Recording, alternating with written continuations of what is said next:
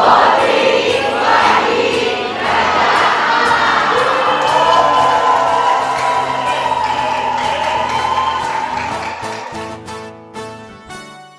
selamat pagi teman-teman semua. Pagi. Masih semangat?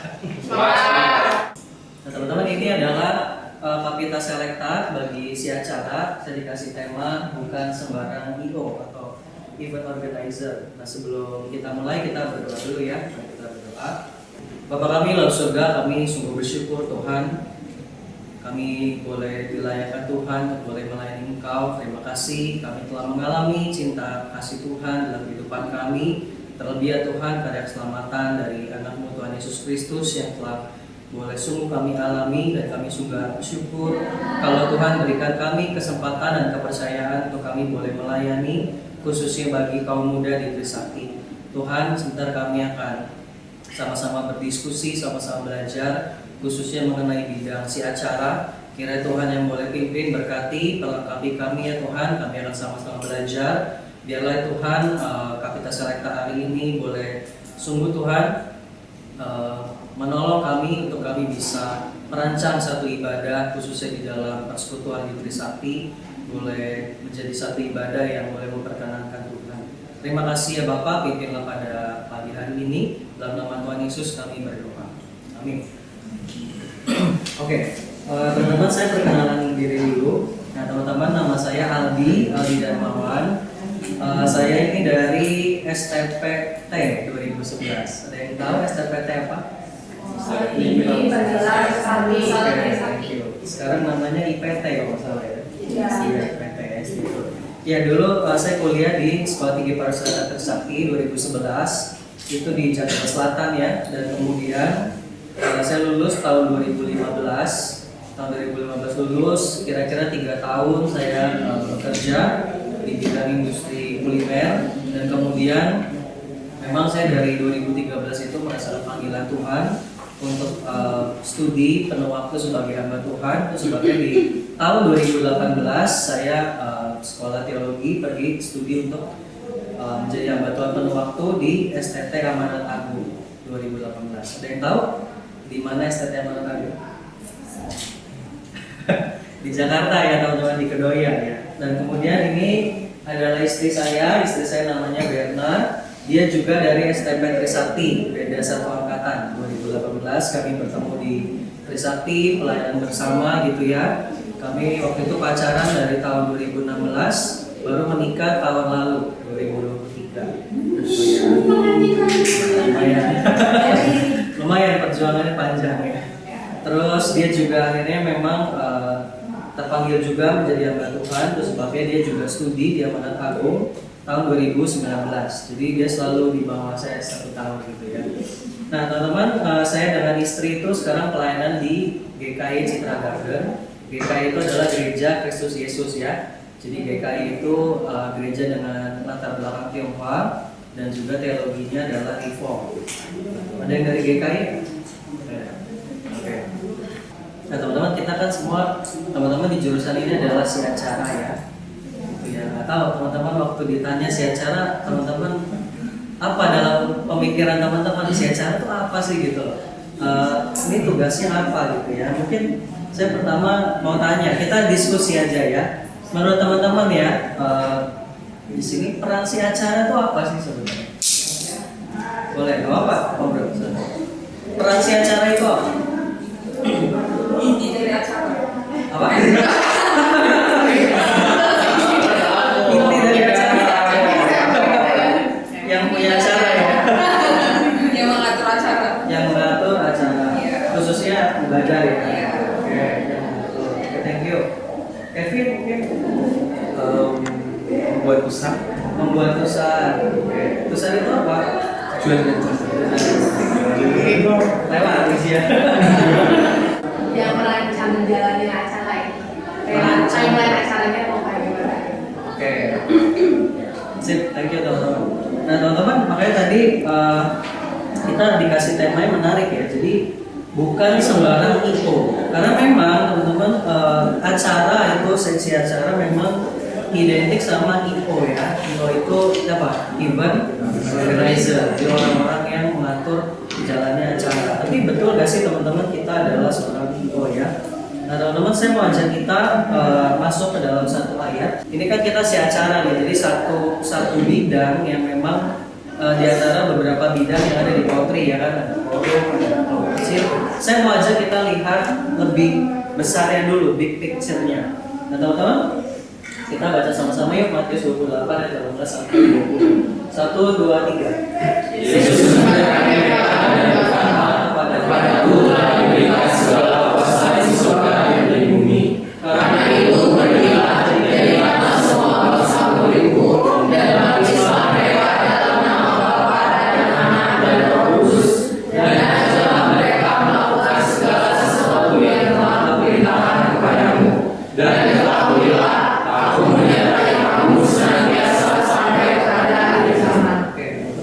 Ini kita tahu ya, ini adalah amanat agung ya. Jadi ini adalah mandat daripada Tuhan Yesus sendiri sebelum dia naik ke sorga gitu ya. Ini disampaikan kepada Tuhan Yesus kepada para muridnya. Nah teman-teman, pertanyaannya kenapa sih Potri itu masih ada sampai hari ini? Sebenarnya jawabannya satu, karena amanat agung itu belum selesai. Gitu ya. Karena amanat agung ini belum selesai. Karena kita belum lihat semua bangsa jadi muridnya Tuhan Yesus kan? Benar ya? Nah teman-teman, jadi kenapa Potri ada? Ya salah satunya adalah karena amanat agung itu belum selesai. Nah jadi Potri, khususnya kita si acara juga, kita juga memikirkan bagaimana caranya memuridkan kaum muda di Trisakti, teman-teman. Gitu ya. Karena amanat agung ini adalah panggilan sebetulnya yang harus dikerjakan setiap orang percaya, setiap kita orang yang mengaku murid Kristus. Karena ini kita bukan cuma dipanggil jadi murid, tapi udah habis itu kita doang aja jadi murid. Tapi di sini kita diberikan mandat sama Tuhan, kita disuruh pergi menjadikan semua bangsa murid, baptislah dan ajarlah. Nah teman-teman, apa sih dasar dari panggilan Tuhan Yesus ini? Dasarnya itu adalah di ayat 18 tadi. Karena kebenaran bahwa Yesus Kristus itu adalah Tuhan, baik di dalam sorga maupun di bumi. Karena Tuhan Yesus bilang segala kuasa baik di sorga di bumi itu telah diberikan kepadanya. Teman-teman, kenapa kita doing discipleship? Kenapa kita mengerjakan pemuridan? Karena satu kebenaran, satu keyakinan bahwa Tuhan Yesus itu adalah Tuhan. Tuhan bukan cuma di sorga tapi juga di dunia ini. Dan kita ingin sebagai pengikut Kristus, kita ingin orang-orang yang belum kenal Tuhan Yesus juga bisa mengenal Dia, bisa menjadi pengikutnya, bisa menjadi murid Kristus ya. Nah itu teman-teman panggilan, dasar panggilan. Nah teman-teman, kalau ini kan saya kasih bold ya. Ada berapa kalimat perintah ya? Ada berapa kata perintah? Pergilah, baptislah, ajarlah. Nah, saya mau tanya, menurut kalian inti daripada 4 kata kerja ini apa? Yang mana? Intinya itu yang mana? Baptis, ajarlah, oke. Ada lagi baptis, ajar. Jadi nggak salah semua ya. Ya lalu inti sebetulnya dari perintah ini adalah jadikan semua bangsa murid. Ya. Jadikan murid, itu intinya teman-teman. Jadi kalau mau di summarize, intinya tuh jadikan semua bangsa murid. Terus caranya gimana? Kita pergi itu maksudnya kita inisiatif, kita kepada orang yang belum percaya kita beritakan Injil gitu ya, dan kemudian baptis. Nah memang ini baptis ini biasanya kalau persekutuan seperti kita tentu kita tidak membaptis ya. Setahu saya Potri juga sampai sejauh ini nggak membaptis ya. Jadi baptis itu biasanya dikerjakan oleh orang-orang yang ditabiskan sebagai pendeta gitu, itu gereja. Oke. Dan ajarlah. Jadi jadikan murid itu mencakup 3 hal ini. Kita pergi, kita baptis yang mungkin dalam konteks Potri intinya adalah kita itu mengajarkan mereka Injil tentang siapa kita, kenapa kita perlu karya keselamatan, siapa yang bisa menyelamatkan kita gitu ya. Itu kan dasar ya. By the way teman-teman di sini semua ikut kelompok kecil ya? Ikut ya? Ada yang nggak ikut? Oh nggak ikut.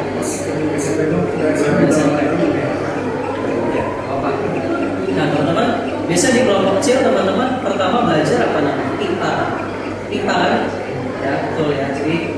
penginjilan melalui pendalaman Alkitab, betul kan?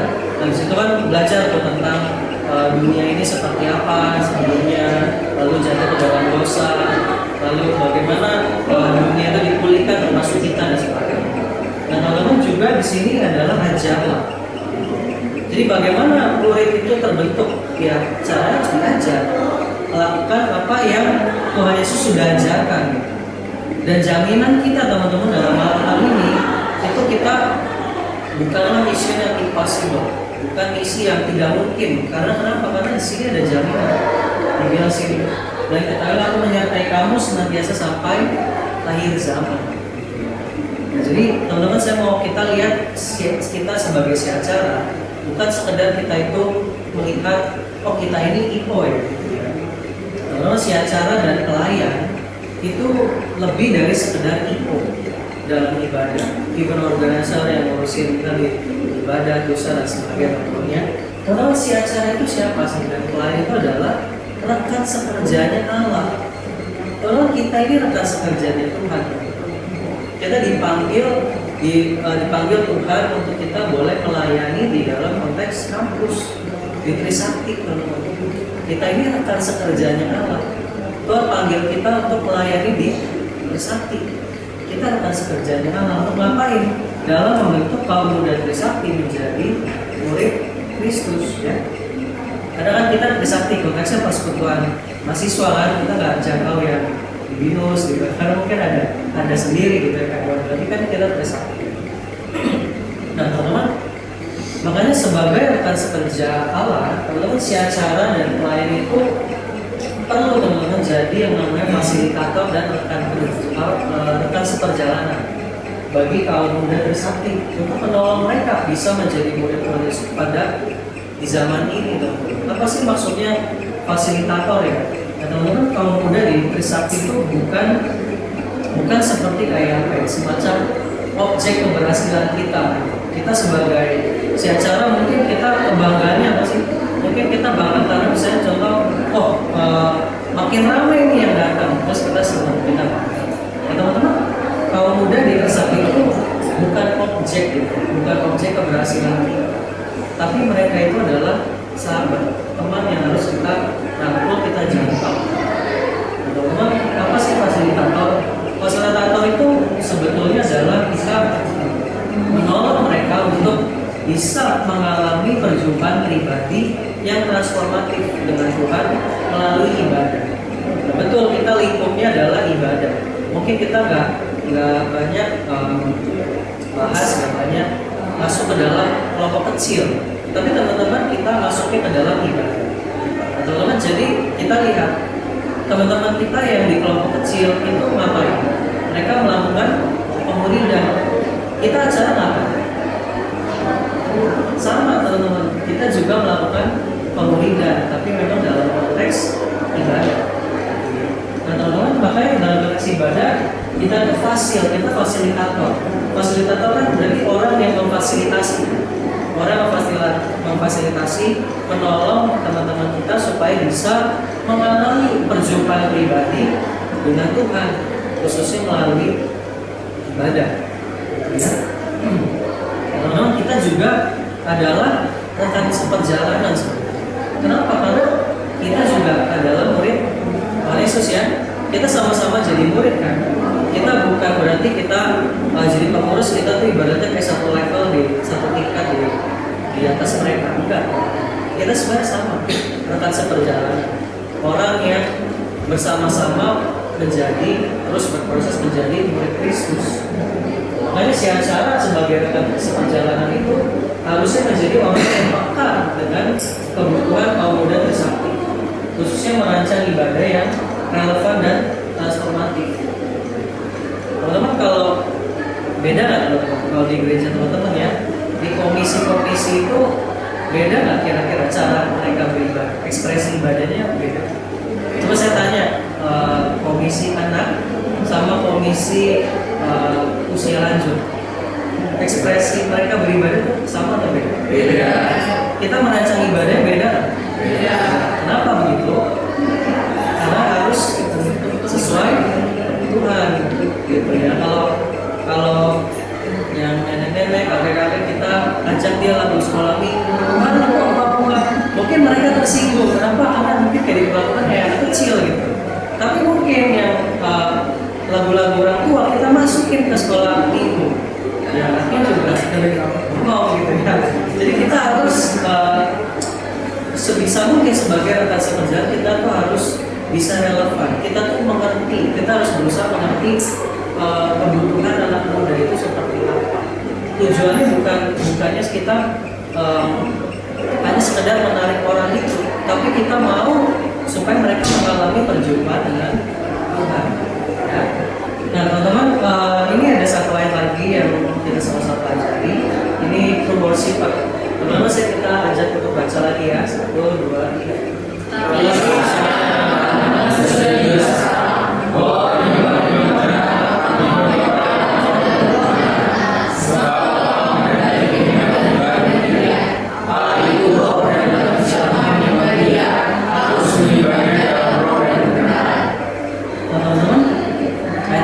Sebetulnya adalah percakapan ya dari antara Tuhan Yesus dengan perempuan Samaria. Perempuan Samaria tentu belum percaya kepada Tuhan Yesus pada saat itu. Dan di sini Tuhan Yesus ngomong itu, saatnya akan tiba, bahkan sebenarnya sudah tiba sekarang. Penyembah-penyembah yang benar akan menyembah Bapa dalam roh dan kebenaran.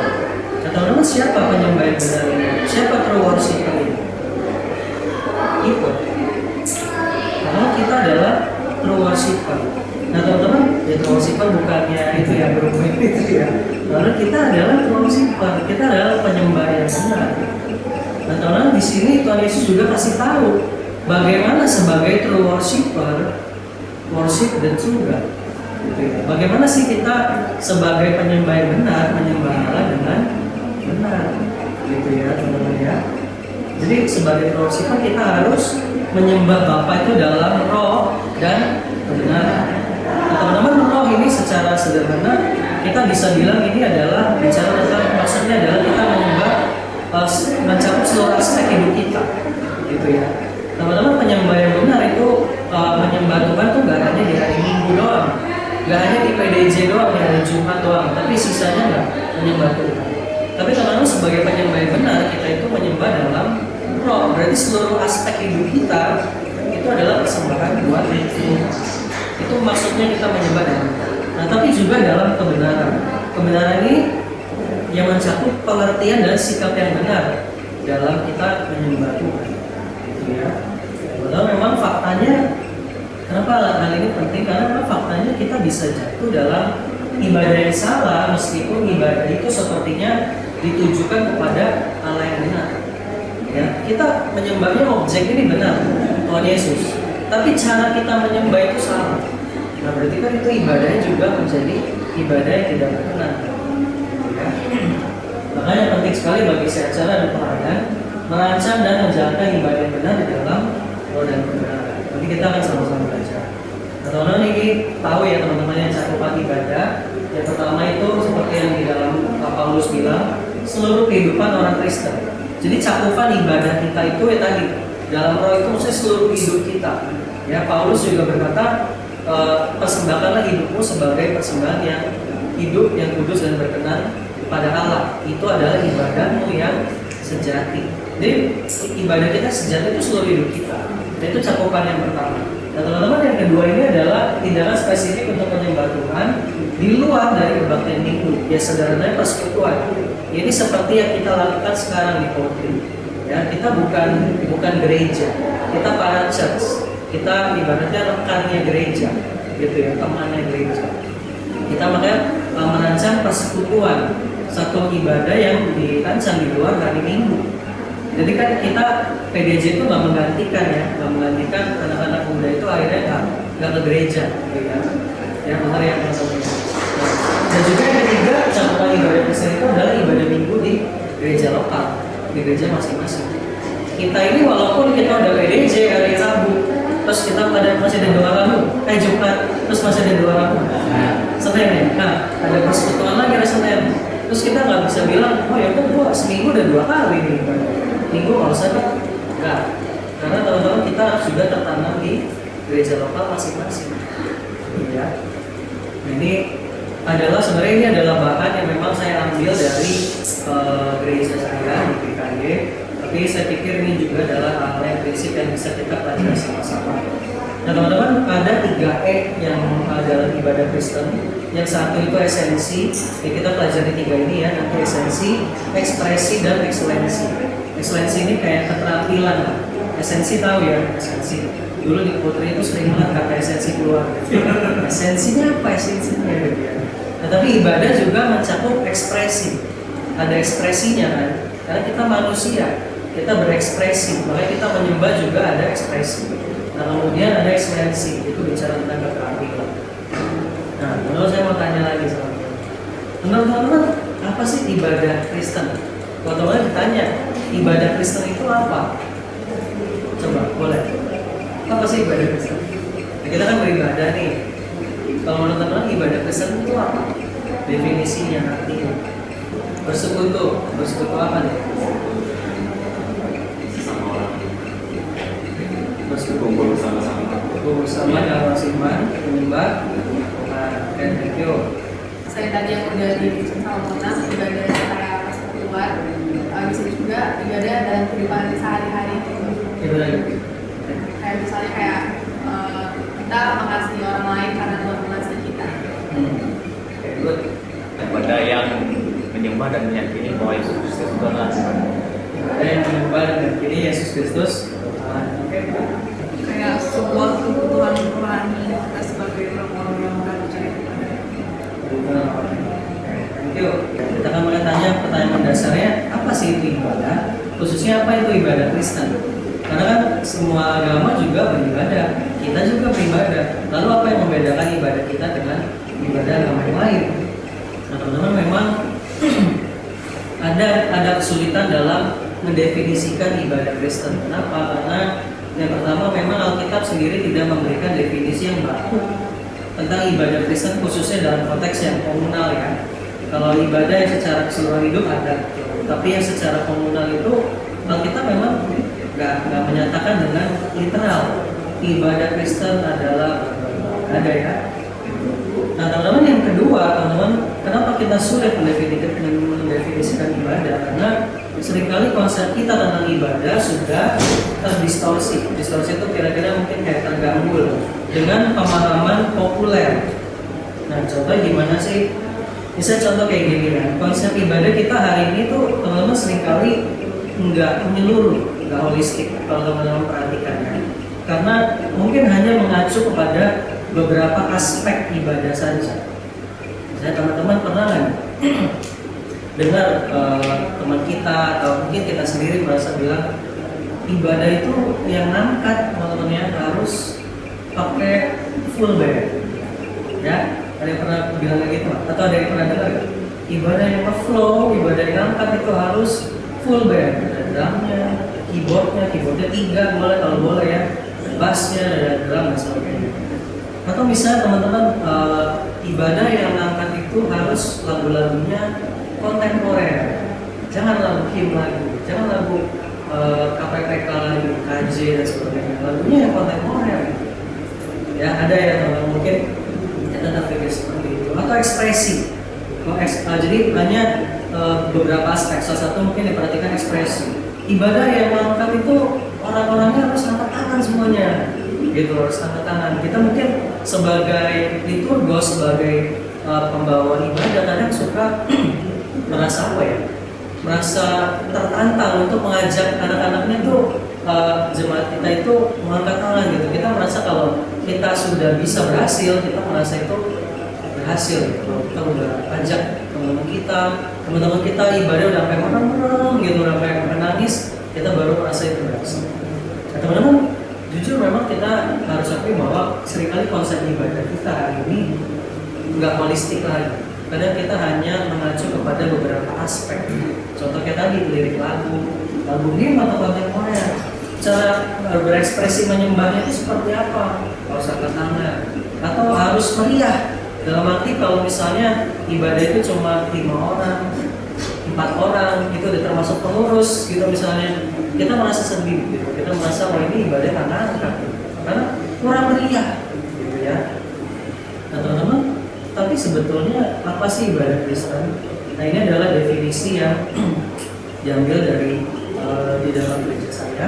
Tetapi saya pikir ini juga satu hal yang baik, satu definisi yang baik ya, bisa dipakai. Nah teman-teman, ini ibadah Kristen itu sebetulnya adalah respons umat Allah terhadap undangan dari Allah Tritunggal, gitu ya, untuk berkumpul bersama dan berjumpa dengan Tuhan.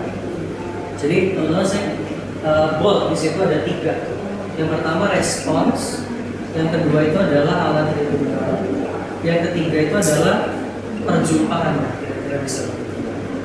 Jadi teman-teman, ibadah Kristen itu setidaknya ada 3 hal ini. Teman-teman, ibadah itu adalah respons. Kenapa respons? Karena bukan kita yang berinisiatif untuk beribadah. Kita tahu kita bisa beribadah itu kenapa? Karena kita lebih dulu mengalami bahwa Tuhan itu baik, Tuhan itu mengasihi kita mengalami karyanya Tuhan, baru kita responsnya apa? Kita berdoa, kita memuji Tuhan. Nah teman-teman, berarti ibadah itu sejatinya itu adalah respons, ya, respons. Jadi segala aspek dalam ibadah, ketika kita berdoa, ketika kita memuji Tuhan, memberikan persembahan dan sebagainya, teman-teman, itu adalah sebuah respons, ucapan syukur kita kepada Tuhan. Jadi ibadah itu adalah respons. Tapi teman-teman, ibadah itu juga bukan hanya respons dari Allah gitu. Maksudnya tadi kan kita bilang respons atas kebaikan Tuhan. Tapi teman-teman, kita juga respons atas undangan dari Tuhan. Karena Tuhan Allah itu bukan Tuhan yang hanya mengasihi kita, tapi Dia juga Tuhan yang mengundang kita untuk bisa beribadah. Kenapa Tuhan mengundang kita beribadah? Supaya kita bisa semakin kenal Dia. Nah teman-teman, makanya ibadah Kristen juga mencakup adanya undangan. Undangan dari siapa? Undangan dari Tuhan, Allah Tritunggal. Nah teman-teman, inilah yang membedakan antara ibadah Kristen dengan ibadah yang lain. Gitu ya, kita percaya bahwa undangan ini datang dari Allah yang spesifik, bukan Allah yang universal gitu. Allah yang ibaratnya Tuhan yang dipercaya oleh semua agama. Kita diundang oleh Allah Tritunggal. Kalau teman-teman di kelompok saya pernah belajar Allah Tritunggal? Dari wajahnya agak meremuk. Oke, ya nggak apa-apa. Teman-teman, habis ini nanti belajar lagi ya. Tapi intinya teman-teman, kekristenan ya tentu kita percaya bahwa Allah yang kita sembah adalah Allah Tritunggal ya, Allah Bapa, Anak, Yesus Kristus dan Allah Kudus. Nah inilah yang membedakan ibadah Kristen dengan non-Kristen. Nah teman-teman, lalu ibadah itu juga adalah perjumpaan. Teman-teman, inilah titik fokus dari pertemuan ibadah kita. Jadi ibadah persekutuan di PDJ yang kita lakukan di setiap Senin, teman-teman, itu bukan simply supaya kita tuh ngerame-ramein doang. Bukan cuma sekedar kita kumpul-kumpul sama teman kita, ya. Bukan cuma sekedar kita kenal sama teman kita, bahkan mungkin cari pacar di situ. Bukan cuma itu teman-teman ya. Tapi sebenarnya justru di dalam ibadah Kristen itu kita diundang untuk berjumpa dengan Tuhan, dan Tuhan juga berjumpa dengan kita. Ada perjumpaan yang mengubahkan hidup kita. Makanya fokus dari ibadah itu bukan sekedar ketemu sama teman. Betul, kita juga bersekutu dengan saudara seiman kita juga. Dan tapi juga teman-teman, itu juga ada perjumpaan dengan Allah. Jadi segala aspek dalam ibadah bertujuan untuk membawa kita untuk berjumpa kepada Tuhan. Nah implikasinya apa teman-teman? Implikasinya yang pertama, kita itu perlu merespons undangan untuk beribadah itu dengan antusias, persiapan yang serius. Nah teman-teman, waktu kita sebagai isi acara, karena kita sadar loh ini adalah satu, bukan sebuah acara kayak kita di kampus kan kita kepanitiaan. Kita kan ada bikin acara apa. Mungkin kita merasa kadang ada tendensi kita merasa berdua harus siapin ini serius. Kenapa? Karena datang rektor coy, gitu loh. Kita ini harus serius siapinnya. Kenapa? Karena yang datang rektor atau bahkan undang dari kampus luar, kita panitianya. Tetapi teman-teman, ibadah itu juga adalah media tempat kita berjumpa dengan Tuhan dan umatnya itu berjumpa dengan Tuhan. Teman-teman, sama dalam persiapan ibadah juga kita nggak bisa main-main, nggak serius. Terus kita harus serius persiapan. Nanti kita akan sama-sama belajar persiapannya seperti apa. Itu baik persiapan fisik maupun hati. Nah teman-teman, yang kedua juga kita butuh satu tata ibadah secara sengaja menonjolkan Allah Tritunggal. Jadi ibadah kita tuh ibadah yang Trinitarian, sekarang itu Trinitarian ya, Trinitarian worship. Nah contohnya gimana? Maksudnya menonjolkan secara apa ya?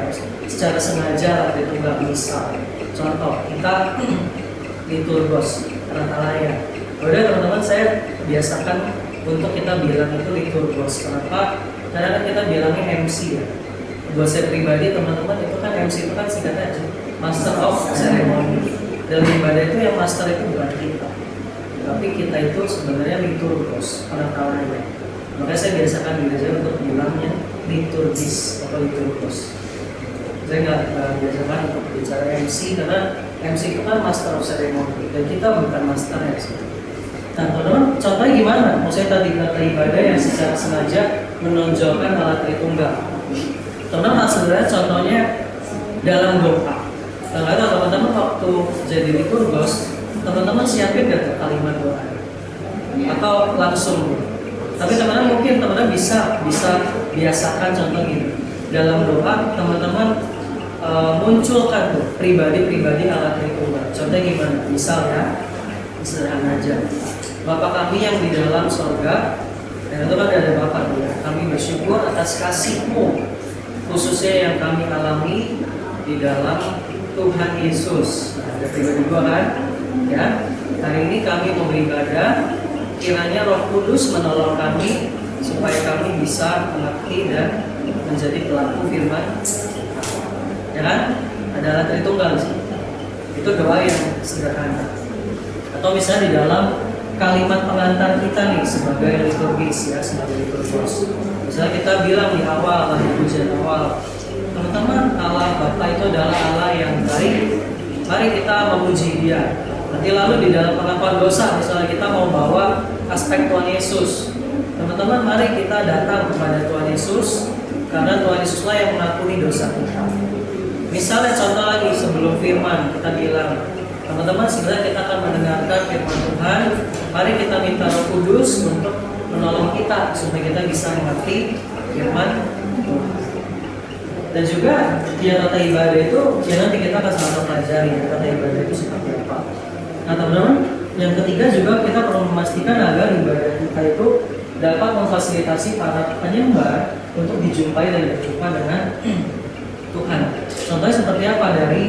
Mungkin dari segi tema, kita ciptakan tema-tema yang relevan buat kaum muda di Sakti gitu ya. Terus juga mungkin suasana ibadah. Ada misalnya mungkin tema-tema yang kita perlu rasanya apa ya namanya solemn gitu, khidmat gitu. Mungkin reflektif gitu ya, suasana reflektif. Kita bangun suasana ibadah seperti itu. Bisa juga atau tadi mungkin pakai kalimat pengantar, kalimat doa yang memang tujuannya menolong para penyembah, para setiap kita juga yang beribadah itu bisa mengalami perjumpaan dengan Tuhan. Ekspresi, tadi kan esensi ya. Ekspresi, nah teman-teman mungkin saya cepat di sini. Ekspresi ibadah tuh teman-teman itu selalu berubah sesuai dengan perkembangan zaman. Teman-teman, Allah kita tuh menyatakan diri di dalam sejarah dan Allah pun berkarya di dalam sejarah termasuk melalui ibadah. Nah, teman-teman, ibadah di zaman PL tentu beda dengan zaman sekarang. Kenapa bisa berbeda seperti itu?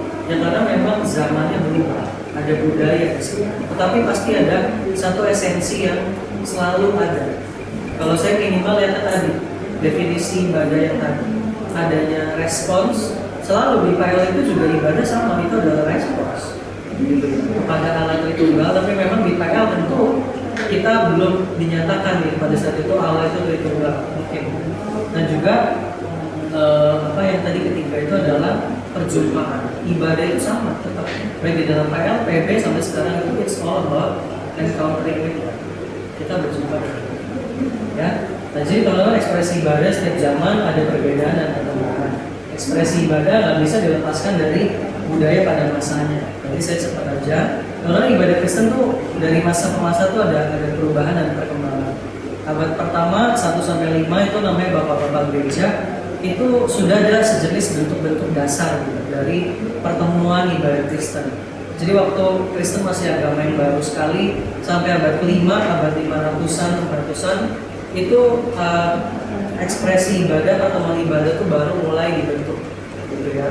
Dan abad pertengahan ini memang yang paling lama. Jadi abad 6 sampai 1500-an itu abad yang masa panjang, dan juga di sini banyak hal-hal kelam sebetulnya yang terjadi sama gereja pada saat itu.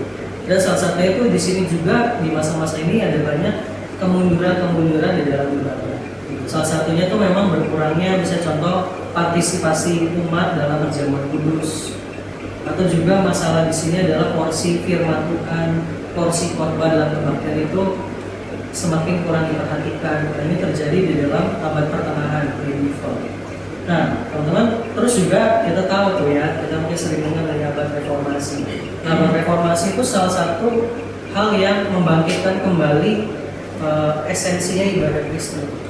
Mulai muncul-muncul kan tokoh-tokoh seperti Martin Luther, Calvin, yang kita tahu ya, Zwingli dan sebagainya. Ini mengembalikan aspek-aspek ibadah itu kepada tempat yang seharusnya, khotbah, ujian. Di sini makanya muncul nih banyak lagu-lagu yang baik, muncul lagu-lagu yang indah tuh di masa-masa ini ya. Gitu. Jadi khotbah itu mungkin zaman Calvin itu kalau khotbah 2 jam. Kita mungkin hari ini khotbah 1,5 jam. Jadi zaman-zaman itu karena penekanan pada khotbah itu mulai diangkat kembali, makanya dalam ibadah itu bisa sangat lama sekali. Dan juga ya pujian-pujian di sini mulai muncul di sini. Dan teman-teman, ini kita di masa yang sekarang, era modern dan kontemporer. Nah, ini kita di masa yang sekarang. Nah, teman-teman, era modern dan kontemporer itu menghasilkan perubahan yang sangat besar sebetulnya di dalam ibadah minggu di hampir seluruh denominasi gereja. Nah, ini saya garis bawahi hampir seluruh denominasi gereja. Nah, teman-teman, di sini ya, teman-teman, zaman ini juga muncul di zaman tadi zaman modern dan kontemporer. Teman-teman, ada satu kebangkitan gerakan yang namanya Pentakosta atau karismatik. Nah, teman-teman, dengan ibadah yang memang ciri khasnya itu lebih ekspresif ya, musiknya juga kekinian gitu. Dan telah memang itu membawa angin perubahan yang juga melampaui denominasi gereja-gereja lain. Maksudnya apa? Contoh, ini saya merasakan secara pribadi. Teman-teman, saya tadi juga bilang, saya ibadah pelayanan itu di GKI. GKI itu gereja Tionghoa berbasis reform, teologi Injili, gerakan Injili. Nah, teman-teman, saya tuh pernah mengalami masa-masa di mana ibadah itu memang lagu-lagunya mostly itu adalah pakainya KPPK, namanya Kidung Puji-Pujian Kristen. Kita GKI bisa. Saya pribadi mengalami. Tapi teman-teman, ada masanya kita mulai bergeser tuh bukan berarti kita tinggalkan lagunya, enggak. Sampai sekarang juga GKI nggak akan tinggalkan lagu. Tapi intinya adalah teman-teman, kita mulai menyesuaikan, mulai memasuki musik-musik yang kontemporer, musik-musik yang kekinian, gitu ya. Nah, teman-teman, salah satunya kenapa bisa berubah seperti itu? Salah satu alasan yang sering kali dipakai, dasar yang sering kali dipakai itu adalah untuk menjangkau kaum muda. Jadi teman-teman, itu yang saya rasakan. Jadi kadang saya melihatnya justru sekarang gereja-gereja Injili juga mulai berusaha gaya ibadahnya mirip dengan gerakan gereja-gereja yang karismatik. Walaupun mungkin secara teologi ada perbedaan antara Injili dengan karismatik, misalnya ada perbedaan. Tapi teman-teman, dari segi ekspresi ibadah, saya sendiri bisa merasakan bahwa itu tuh kita sudah mulai masuk ke dalam fase di mana kita itu mulai menerima. Kalau dulu tuh banyak sekali, hampir banyak perdebatan boleh pakai drum nggak di gereja, gitu ya. Tapi sekarang tuh mulai bergeser. Nah, ini teman-teman harus tahu. Kenapa harus tahu? Karena ini berbicara juga dengan kaum muda kita. Maksudnya kita juga kan kaum muda. Gitu. Ini berbicara tentang zaman sekarang ini, supaya kita juga bisa menghasilkan ekspresi ibadah yang relevan. Oke, nah teman-teman, ekspresi ibadah melalui liturgi. Nah, jadi teman-teman, ekspresi ibadah melalui liturgi itu contohnya seperti ini. Misalnya teman-teman, di awal itu kan kita bilang, teman-teman, Tuhan mengundang kita untuk kita datang beribadah. Nah, itu kan aspek Allah Tritunggalnya kita bangun dari situ, dari awal ibadah. Kita bilang, mari teman-teman kita bersaat teduh, kita mau merespons undangan dari Tuhan. Lalu puji-pujian tadi. Ini tuh teman-teman kalau perhatikan, teman-teman ekspresi ibadah di sini sangat dialogis. Ada apa ya? Kayak percakapan ibaratnya antara umat dengan Tuhan. Contohnya kayak tadi kenyataan alam. Tuhan mengundang, puji-pujian kita memuji. Teman-teman bisa lihat kan? Ya, pengakuan dosa itu dari umat kepada Allah. Lalu ada aspek pengampunan dosa. Kita mengalami Tuhan mengampuni kita. Pemberitaan firman, gitu ya. Dan juga penyerahan. Di sini persembahan, persembahan. Itu kan juga bicara tentang komitmen. Kita mau menyerahkan diri kita kepada Tuhan. Gitu. Permohonan, kita meminta permohonan kepada Tuhan. Lalu pemutusan. Kita sebagai kaum muda, sebagai orang Kristen kita tahu bahwa setelah kita beribadah kita tuh diutus, kita diutus keluar gitu, diutus untuk menjadi saksi Kristus. Salah satu di dalam teman-teman kita, di dalam keluarga, yaitu sesuai dengan tema ya teman-teman yang di dalam PDJ itu. Nah, jadi kira-kira ekspresinya seperti ini. Ekspresi ibadah itu harus sifatnya itu harus biologis. Kita ada mengajak teman-teman kita tuh melihat bahwa Allah itu loh mengundang, Allah mengampuni. Tapi juga kita memberikan ruang buat teman-teman kita untuk memuji, kita berdoa dan sebagainya. Jadi ibadah yang transformatif, ibadah yang mengubahkan harusnya seperti itu, ada dialog. Ya. Bingung nggak teman-teman? Nah, ya. ekspresi ibadah melalui musik. Nah teman-teman, pertama hal yang perlu kita tahu adalah Alkitab itu nggak memberikan kepada kita panduan literal mengenai jenis lagu maupun alat musik yang digunakan untuk beribadah. Teman-teman, dari zaman ke zaman mungkin alat musiknya berkembang. Dalam PKL itu kan kita alat musik yang sering kali dihapus itu apa? Kecapi, gambus, rebana gitu ya. Nah teman-teman, mungkin di dalam perkembangannya itu juga mengalami perubahan. Nah, jadi Alkitab memang nggak memberikan panduan literal, nggak boleh pakai piano, nggak boleh pakai gitar, nggak boleh pakai gendang, enggak teman-teman ya. Tapi Alkitab memang nggak memberikan panduan yang literal. Tapi kalau begitu apakah kita boleh semuanya pakai? Kita pakai gendang di PDJ, boleh nggak teman-teman? Boleh nggak pakai gendang? Boleh. Ya jawabannya ya boleh-boleh aja. Tapi hal yang kedua adalah jenis lagu dan alat musik tidak bisa dilepaskan dari budaya asal dan budaya penerima.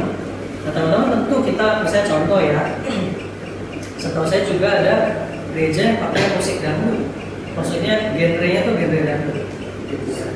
Tapi memang ya mungkin karena gereja itu sudah belajar dulu konteks jemaatnya itu seperti apa. Apakah memang mereka familiar dengan musik dangdut misalnya? Atau apa ya, musik Sunda misalnya? Gitu ya. Karena memang mungkin itu gereja kesukuan. Memang Alkitab nggak memberikan panduan literal, tapi bukan berarti kita langsung mentah-mentah pakai semua alat musik. Kenapa? Karena kita perlu menyesuaikan sama budaya dari konteks kita yang beribadah. Gitu ya teman-teman. Sampai sini paham ya. Ya bukan berarti oke nggak ada literal, besok gua dangdut di PDJ. Nah teman-teman, kita perlu belajar ini juga, melihat budaya. Kita perlu belajar melihatnya. Dan juga yang ketiga adalah jenis lagu dan alat musik tidak menentukan autentisitas ibadah. Jadi misalnya contoh ibadah yang otentik itu harus lagu tertentu misalnya. Teman-teman, menurut saya sih enggak. Karena memang ya Tuhan bisa pakai lagu-lagu juga, lagu-lagu dari berbagai macam genre untuk bisa menolong setiap umat Allah itu menyembah. Contoh yang saya tahu juga, teman-teman, ada setahu saya ada hamba Tuhan yang memang dia terpanggil, dia terbeban maksudnya menginjili atau menjangkau orang-orang yang ini anak-anak punk. Atau teman-teman pernah dengar Pastor Punk gitu. Jadi lagu-lagunya mungkin lagu-lagu yang pakai itu lagu rock. Nah teman-teman pernah nggak masuk ibadah yang lagunya rock? Belum pernah kan? Nah teman-teman, tapi pastor ini memang sengaja pakai lagu rock untuk menjangkau. Kenapa? Karena memang konteks orang-orangnya itu seperti itu. Mungkin kalau kadang-kadang pan diajak ke gereja, suruh nyanyi lagu, maaf misalnya lagu him, lagu KPK, mungkin minggu depan dia nggak datang lagi. Nah tapi teman-teman, ini makanya kita dalam ibadah perlu kepekaan tentang konteks budaya. Ya. Tapi kayaknya di Putri sih dari zaman saya sampai sekarang juga tetap yang masih pakai gitar kan, pakai tahun gitu kan. Belum ada yang pakai ini kan disc jockey, nggak ada. Iya. Oke. Apa? Teman-teman lirik lagu, cara menyanyi dan cara memainkan alat musik. Nah teman-teman itu juga harus balik lagi kepada esensi ibadah yang tadi. Teman-teman, kita kadang punya preferensi. Kadang-kadang kita punya preferensi dalam ibadah. Bisa contoh kita lebih prefer lagu-lagu kontemporer, atau misalnya kita lebih prefer lagu-lagu hits. Teman-teman boleh aja. Tapi teman-teman yang perlu kita ingat adalah apakah itu menolong jemaat untuk bisa mengalami perjumpaan dengan Tuhan. Itu teman-teman kuncinya. Jadi jangan mendahulukan preferensi kita dulu. Tapi makanya kita sebagai secara itu juga butuh kepekaan. Kira-kira teman-teman kita ini mayoritas itu gereja apa ya? Kan kita OT itu kan oikumene. Jadi nggak terpatok kepada denominasi tertentu. Gitu. Nah, karena makanya kita oikumene teman-teman tahu nggak? Satu rumah, oikos dan monos. Oikos itu satu, oikos itu rumah, monos itu satu. Teman-teman harusnya OT itu memayungi menjadi tempat di mana anak-anak Tuhan atau muda bersakti dari berbagai macam gereja bisa difasilitasi untuk bisa berjumpa dengan Tuhan. Entah itu pakai lagu him lah, entah itu pakai lagu kontemporer lah dan sebagainya. Nah, teman-teman, lirik lagu sebagai si acara, teman-teman saya mau katakan kita juga perlu mengerti, maksudnya perlu kuat di dalam teologi, gitu ya. Tapi bukan berarti kita kayak jadi hamba Tuhan gitu misalnya juga, teman-teman. Tapi kita memang harus terus perlu belajar. Nah, ini saya kasih contoh sebuah lagu yang menurut saya secara teologi ini kurang tepat. Tapi mungkin kalau dibilang lagu ini populer, saya bilang iya populer. Tapi apakah semua lagu yang populer kita harus masukkan? Itu yang kita harus kita sebagai secara itu harus teliti, teman-teman. Dasar teologi kita itu harus jalan. Gitu. Karena kalau enggak kita hanya lagu ini populer, ambil. Lagu ini populer, ambil. Karena saya kasih contoh lagu sebuah lagu yang menurut saya secara teologis itu apa? Judulnya Doa Mengubah Segala Sesuatu. Ada yang tahu lagu ini? Tahu. Sering nyanyi nggak? Sering. Ada yang sering, ada yang enggak. Oke, teman-teman. Nah, teman-teman, lagu ini kalimatnya kan diartikan. Saat kenyataan di depanku mengecewakan perasaanku, ku menutup mata memandangmu. Kita tahu nih penulisnya lagi bergumul. Nah, lalu dia bilang sebab doa mengubah segala sesuatu. Teman-teman, coba saya mau kita pause di sini. Karena benar gak sih doa mengubah segala sesuatu? Kenapa? Ketika enggak, kenapa doa tidak mengubah segala sesuatu? Memang bukan serta-merta karena kita berdoa segala sesuatu itu berubah, kayak benar-benar berubah, karena ya kan walaupun kita berdoa kan memang nggak semua yang kita doakan itu mungkin Tuhan rasa apa buat kita. Yes, very good ya. Oke, bagus ya. Betul nggak, misalnya kita doa nih, kita doa. Katakanlah kita doanya tuh mungkin sangat intens. Kita sehari mendoakan satu hal yang spesifik. Kita setiap hari doa 5 kali. Bahkan kita berpuasa. Apakah betul itu langsung mengubah Tuhan? Tuhan, aku mau Sita jadi pacarmu. Terus kita doakan gitu ya.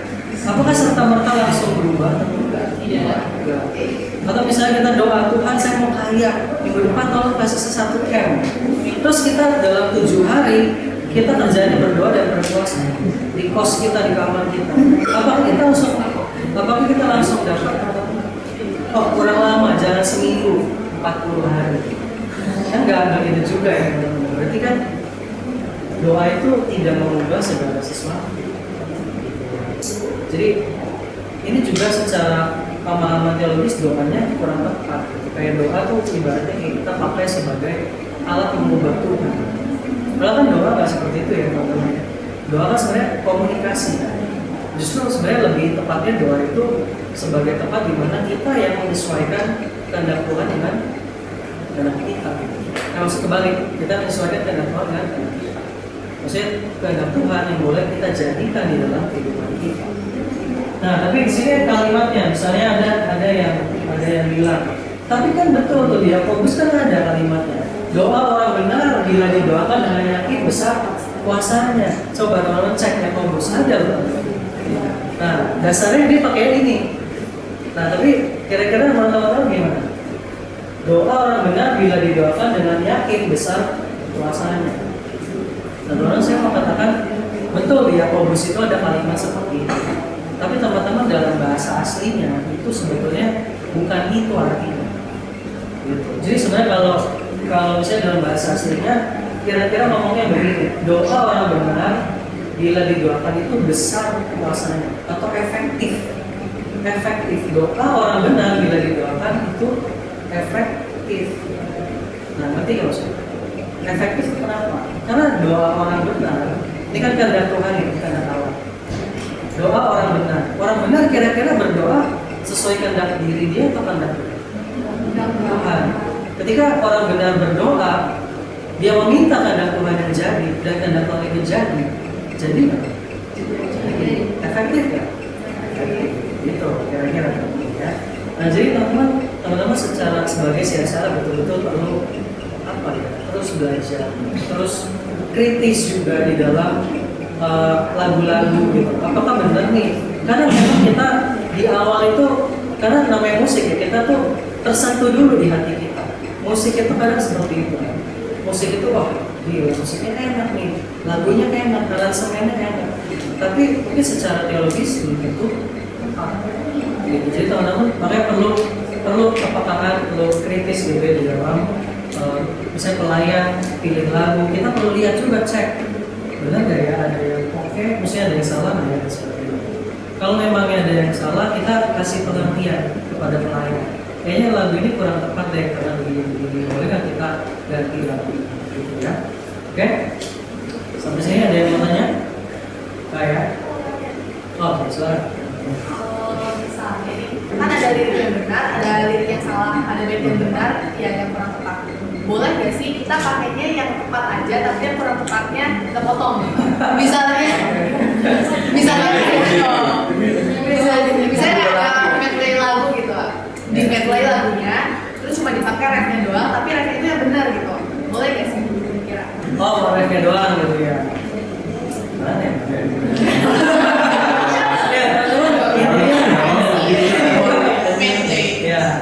Mungkin kalau medley oke. Tapi teman-teman intinya gini, teman-teman perlu kasih pengertian bahwa lagu itu bukan cuma 10 teman-teman. Jadi lagu-lagu itu sangat banyak sekali. Pertanyaan masalah kita mau cari apa enggak? Mau effort untuk cari enggak? Karena lagu itu sangat banyak sekali gitu ya. Jadi even teman-teman kalau mau list, misalnya PDJ nih, karena PDJ juga dulu ya zaman dulu kadang tuh lagunya itu aja. Kenapa? Karena dia terpikir itu. Karena kita kurang mau eksplor lagi gitu lagu-lagu yang mana. Tapi teman-teman zaman sekarang itu zaman yang udah sangat berkembang, lebih berkembang dari zaman saya dulu pengurus gitu ya di dalam poetry. Dalam poetry mungkin teman-teman dulu YouTube itu belum terlalu berkembang. Sekarang itu lagu-lagu kan banyak. Bahkan mau cari aransemen pun kita bisa copy dari YouTube. Kita bisa copy aransemen dari ini enak nih, dari ini enak gitu. Ya teman-teman, ya intinya sih lagu itu nggak sedikit, lagu present kita bisa eksplor banget. Tapi kalau memang betul sampai terpaksa gitu ya, oke lah. Gitu ya. Nah, teman-teman ekspresi ibadah melalui seni lainnya. Nah, by the way teman-teman dulu waktu dalam saya saya belum bilang. Dulu tuh pertama saya tahun 2000, saya kan 2011 masuk ke Sakti, 2012 saya pengurus. Pertama itu saya Sikata. Sikata 2013-14 saya korum, terus 14-15 BKP itu saya program KPKK. Sebenarnya tuh apa tanda petik jenjang karir saya lebih di KPKK, belum kecil. Tapi setelah yang terakhir saya kabar. Ya, jadi yang memang. Nah, baru akhirnya nih ibadah lain. Nah, karena poin saya adalah dulu waktu saya masih pengurus, memang hal yang mungkin kalau saya bisa bilang hal yang mungkin kurang improve itu adalah ekspresinya sih. Kadang kita tuh terpatok sama ya udah gitu, ada ujian, firman, basis. Teman-teman kadang kita secara kurang berani untuk explore ekspresi lain. Contohnya itu sebenarnya banyak. Contoh, ya memang persiapannya juga ekstra ya, karena ya kita tahu saya sebagai pengurus kalian juga sibuk banget ya, boro-boro mikirin PDJ ada dramanya, kehidupan gue itu drama gitu. Tapi contoh ini contoh misalnya dalam PDJ atau dalam ibadah misalnya contoh ya penyambutan mahasiswa baru.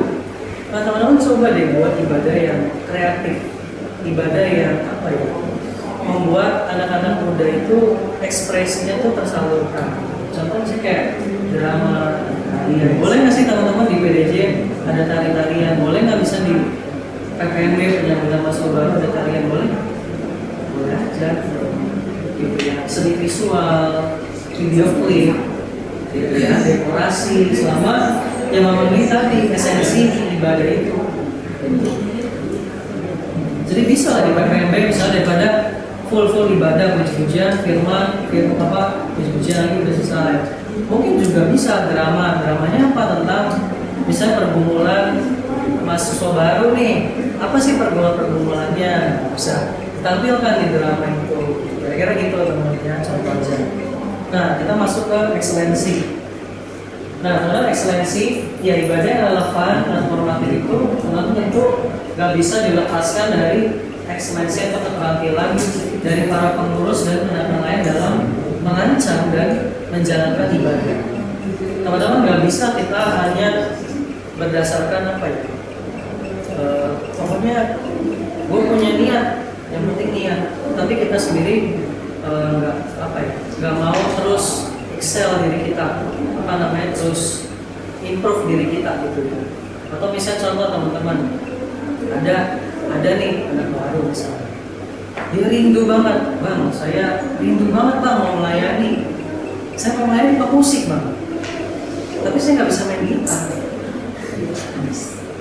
Nah terus karena kita melihat hatinya, Tuhan melihat hati gitu kan, bukan melihat rupa. Ajak dia PDJ main musik, jadi kacau. Kira-kira maksudnya ibadah itu mau terbangun nggak sih? Bukan salah orangnya gitu, tapi intinya adalah dalam ibadah memang ya ekselensi itu perlu. Kita nggak bisa mengabaikan ekselensi, nggak bisa kita hanya bilang yang penting niatnya. Dan tapi niat kan perlu keterampilan juga. Kita mau jadi pemusik, main keyboard, tapi kita nggak ada dasar aja, belum paham, jangan main dulu di PDJ, latihan dulu gitu, sampai baru kira-kira lebih mahir baru kita melayani. Karena kenapa? Karena ya pelayanan itu sangat ini suasana itu kan sangat perlu dibangun. Tiba-tiba sumbang atau singers nih, dia pengen jadi singers tapi maaf suaranya mungkin agak false gitu, dia kurang bisa menentukan nada-nada seperti itu. Ya mungkin kita latih dulu, bukan yang nggak boleh, kita latih dulu. Jangan langsung jadi singer di Natal, di Paskah. Teman-teman coba latihan dulu dia, baca dia latih ya. Nah, teman-teman 5P dalam ekselensi ibadah. 5P. Nah, dalam pertama itu perencanaan. Nah, teman-teman jadi ibadah yang baik ya tentu dibarengi dengan perencanaan yang baik. Teman-teman pertama itu tentu jelas itu persiapan hati, persiapan pribadi kita, teman-teman. Kita teman-teman perlu doakan diri kita sendiri sebagai siacara dalam merancang tema, dalam merancang pusat, dalam merancang ibadah. Kita juga doakan klien-klien kita doakan umat atau teman-teman kita yang akan beribadah, teman-teman. Dan juga yang paling pertama tadi persiapan hati. Kita juga perlu ketika kita melayani ataupun kita pada saat itu pun nggak melayani, tetap kita perlu persiapan hati.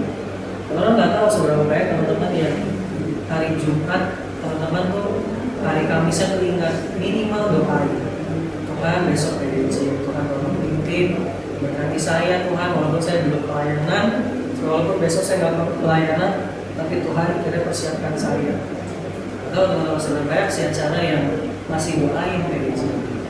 Dan ya itu kalau kita nggak persiapan hati, kita nggak doain ya nggak heran kita cuma jadi event organizer. PDJ lewat satu selesai, apalagi ya minggu depan PDJ lagi. Nah, bisa itu tahun selesai. Gitu ya. Teman-teman, persiapan hati itu penting, mendoakan penting, dan persiapan perencanaan itu menyusun tema, baca Alkitab, lagu-lagu, cara-cara kreatif untuk ekspresi ibadah itu sangat perlu sekali direncanakan. Yang kedua, persiapan. Nah, ini lagi ngomongin tentang eksekusinya nih, persiapan. Tadi kan perencanaan, sekarang persiapan. Kalau persiapan itu kesiapan seluruh sarana yang dibutuhkan untuk berlatih. Ya, kita kan tadi ekseleksi ini kan, ya makanya kita perlu latihan. Setelah kita nih secara udah ngeplot nih di minggu depan siapa pemusiknya, siapa singersnya. Nah, lalu kita perlu waktu latihan. Gitu ya, jangan mentang-mentang pemusiknya jago nggak usah latihan. Gitu ya. Jadi kita perlu. Nah, apa yang perlu dipersiapkan? Pertama, minimal teman-teman kasih liturgi yang lengkap. Ya, dulu waktu saya pelayanan di Polri, ya ini minimal harus ada. Jadi waktu latihan minimal liturginya tuh udah ada. Jadi flow-nya tuh apa? Misalnya pertama saat teduh, kedua pujiannya apa sama apa, urutannya bagaimana, mau medley atau enggak, atau gimana, doanya di mana gitu ya. Ya teman-teman, liturgi full. Kayak tadi contoh yang tadi ya. Liturgi lengkap, lirik lagu juga, lirik lagu yang mau dipakai itu yang mana, gitu ya. Pengulangannya seperti apa? Kalau bisa teman-teman diusahakan banget kalimat transisi. Kalimat transisi itu kalimat kita waktu jadi liturgos ya. Gitu. Ya tadi kita mau membentuk ibadah yang Trinitarian worship. Nah, karena kalau kita nggak persiapan kita bingung. Jadinya hal-hal yang umum aja yang kita ngomong. Teman-teman, Tuhan itu baik, mari kita menyembah Dia. Minggu depan upaya yang sama ngomong lagi, teman-teman, Tuhan itu baik, mari kita memuji Dia. Itu aja terus teman-teman. Nah, tapi kalimat transisi itu penting. Kenapa? Untuk menghantar jemaat itu nangkep temanya, gitu. Karena misalnya temanya tentang kekudusan Allah, tapi lagu-lagunya bukan tentang kekudusan Allah, gitu. Tentang bersyukur misalnya. Ya susah untuk teman-teman kita itu nangkep temanya bukan tentang kekudusan. Karena event lagunya pun nggak bicara tentang itu. Kalimat-kalimat kita pun nggak bicara tentang itu. Makanya itu perlu dipersiapkan. Kalimat doa tadi seperti contoh yang sederhana yang saya sampaikan, kalimat doa yang Trinitarian gitu. Kita berusaha teman-teman kita tuh bahwa kita ini menyembah Allah Tritunggal, bukan Allah yang lain. Karena kita cuma bilang Tuhan, tapi Tuhan yang mana? Nah, alat musik, aransemennya juga, aransemen perlu kalau perhatikan juga. Nah, teman-teman ini mensimulasikan ibadah secara utuh. Jangan cuma musiknya doang, tapi utuh. Jadi betul-betul makanya sebelum latihan pada waktu latihan ya liturgos itu harus ada kalimatnya, gitu, masukin pas yang mana gitu ya. Mensimulasinya secara utuh, dan yang menurut saya sih melatih setidaknya 2 kali persiapan. Kenapa 2 kali? Karena pertama tuh pasti trial and error. Misalnya ditutup nih, terus kita pikir kok kayaknya lagu ini tepatnya di belakang, lagu yang belakang tepat di depan. Atau misalnya kita kayaknya lagu yang nggak cocok, ya udah gitu. Jadi kita ada trial and error. Yang kedua itu finishing, ya ini finishing. Minimal banget teman-teman usahakan 2 kali. 2 kali. Karena untuk trial and error dan finishing. Nah, untuk pelaksanaan ya saya nggak tahu yang poin pertama ini bisa teman-teman lakukan nggak, karena kuliah itu juga ada kelasnya ini ya sangat mepet ya, PDJ dan sebagainya. Tapi teman-teman diusahakan sebisa mungkin datang itu ya jangan lihat 30 menit ya, tapi intinya adalah jangan buru-buru teman-teman. Kita nih misalnya pelayan nih, kita memusik, kita tahu ada kelas, biasanya dosennya juga mungkin lama lagi, karet-karet. Terus kita pemusik pada saat itu kita buru-buru. Itu tuh biasanya jadi kacau. Latihannya bagus, tapi waktu main kacau. Kenapa? Karena ya kita tuh lagi dalam keadaan yang siap, gitu ya. Yang kedua, ya tentu kita doa menyerahkan seluruh jalan ibadah. Terus 3, melakukan pelayanan dengan sikap hati yang menyembah. Dan teman-teman, salah satu hal yang saya bilang ini yang seringkali si acara itu terjebak adalah kita sendiri nggak menikmati ibadah yang kita rancang. Kenapa? Karena kita tuh sibuk, pikiran kita tuh sibuk. Wah, habis ini vertigo udah belum ya vertigo? Habis ini apa lagi ya? Habis ini apa lagi? Jadi pikiran kita tuh duduk ibadah tuh, tapi kita pikiran kemana-mana. Kadang gitu ya, maksudnya itu terjebak, secara itu terjebak ke situ. Dan ini ya kasihan gitu kalau secara gak menikmati sesuatu yang dia rancang. Makanya teman-teman sebagai secara kita perlu persiapan di awal itu betul-betul serius. Kenapa? Karena ketika di dalam pelaksanaan supaya kita juga sendiri bisa menikmati ibadahnya. Ya, dan sampai kita tuh pikiran kita tuh gak fokus waktu ibadah, karena ya kita sendiri banyak hal-hal yang miss. Waduh, nanti habis ini warnanya apa ya? Jadi waktu ibadah baru pikirin warnanya apa gitu. Nah kan itu gak baik, gak bagus. Teman-teman, saya harap secara juga bisa menikmati apa yang kalian rancangkan. Kasihan kalau kalian nggak menikmati apa yang kalian sendiri rancangkan. Yang keempat, yang menyatakan bersyukur atas pimpinan Allah atas jalan ibadah. Itu setelah ibadah kita perlu berucap syukur. Dan keempat ini penilaian. Yang keempat penilaian, mencatat teman-teman, coba evaluasi secara detail hal-hal yang formatif, hal-hal yang baik apa, lalu hal-hal yang kira-kira problematis atau hal yang jadi kendala itu apa dalam ibadah. Teman-teman catat semuanya, evaluasi. Kalau misalnya setelah ibadah buru-buru kelas, ya memang harus evaluasi minimal ya setengah jam lah, evaluasi singkat. Tadi yang baik apa ya, coba kita kira-kira yang jadi masukan apa. Karena itu penting teman-teman, untuk kita itu semakin hari, semakin minggu PDJ semakin baik.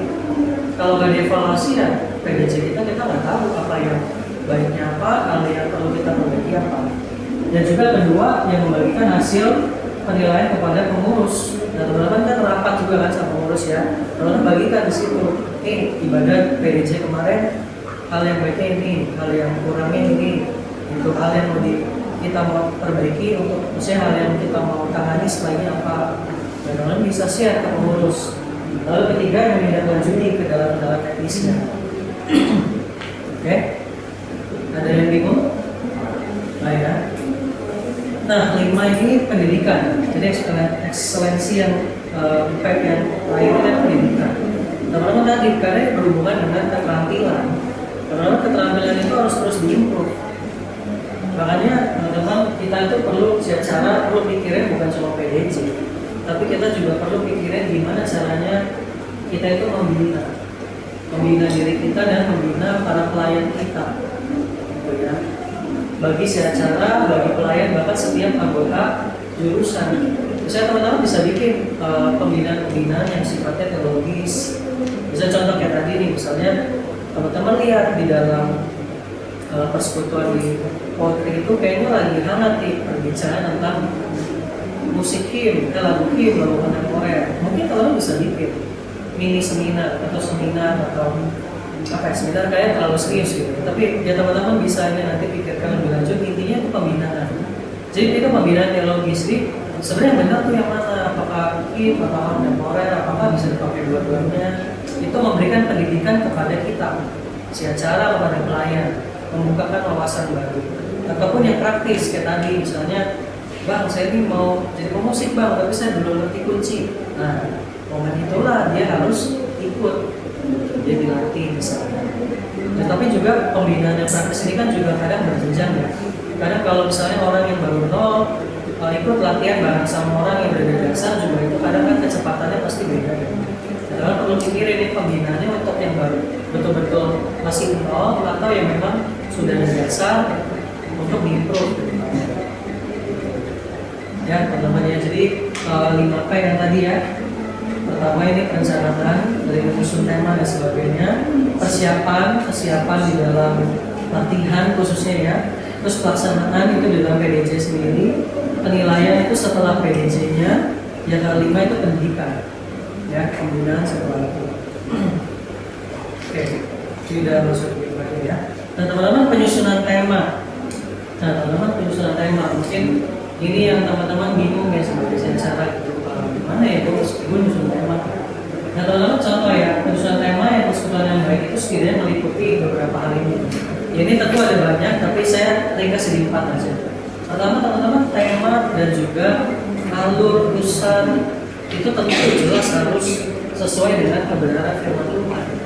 Ya, kita nggak bisa bikin tema yang intinya apa ya? Nggak sesuai dengan kebenaran firman Tuhan. Yesus itu bukan Tuhan, temanya gitu. Ya jelas itu nggak bisa namanya. Nah jadi poin kedua itu selaras dengan visi misi dan teologinya Polri. Teman-teman di sini by the way ada yang tahu ADART-nya Polri? Belum. ADART. Ya tahu ADART. Oke. Ya ini minimal teman-teman. Ya tapi nanti coba tanya ke BKP ya. Harusnya sih ada. Minimal kalian pengurus itu dikasih tahu teologinya Polri itu yang dipercaya itu apa. Pengakuan setahu saya dulu ada. Jadi ada ya. Ada. Gitu ya, visi misi itu jelas gitu. Visinya Polri itu menjadi alumni yang dewasa di dalam Kristus. Misinya itu adalah penginjilan dan pembinaan.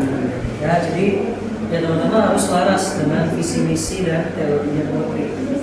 Nah, yang ketiga itu relevan teman-teman. Jadi tema yang menarik itu tema yang relevan. Kenapa kaum muda itu tertarik mau datang ke PDJ? Salah satu pengamatan saya minimal itu dari tema yang relevan. Misalnya kita kan kaum muda, terus tema kita bahas tentang temanya tentang usia indah, usia lanjut. Ya teman-teman nggak ada yang mau datang kan? Karena nggak relevan, karena nggak sesuai dengan kebutuhan mereka. Gitu. Tapi misalnya contoh, nanti saya kasih lebih detail. Misalnya kita lihat kebutuhan teman-teman kita itu lagi dalam kuliah kan, kuliah itu makin singkat gitu.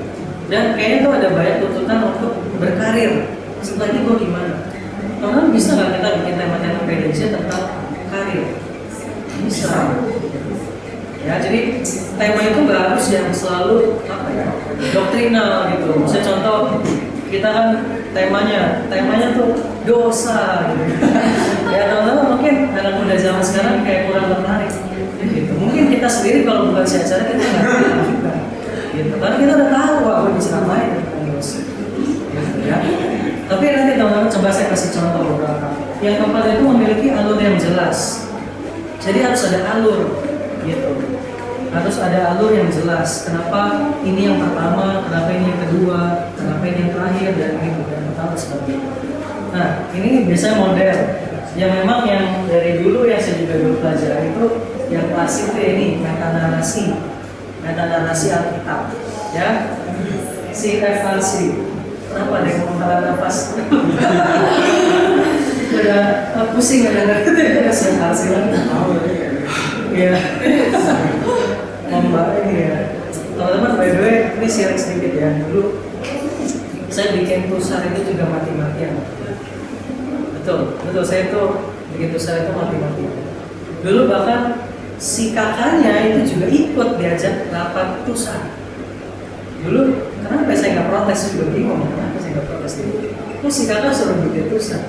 Tapi intinya teman-teman dulu tuh bikinnya saya tuh sulit. Misalnya kita nih rapat ya, rapat tuh bisa 5 jam, 6 jam, hanya cuma jadi satu. Hanya cuma jadi satu teman-teman, jadi satu tema. Bayangin, 6 jam rapat cuma jadi satu tema.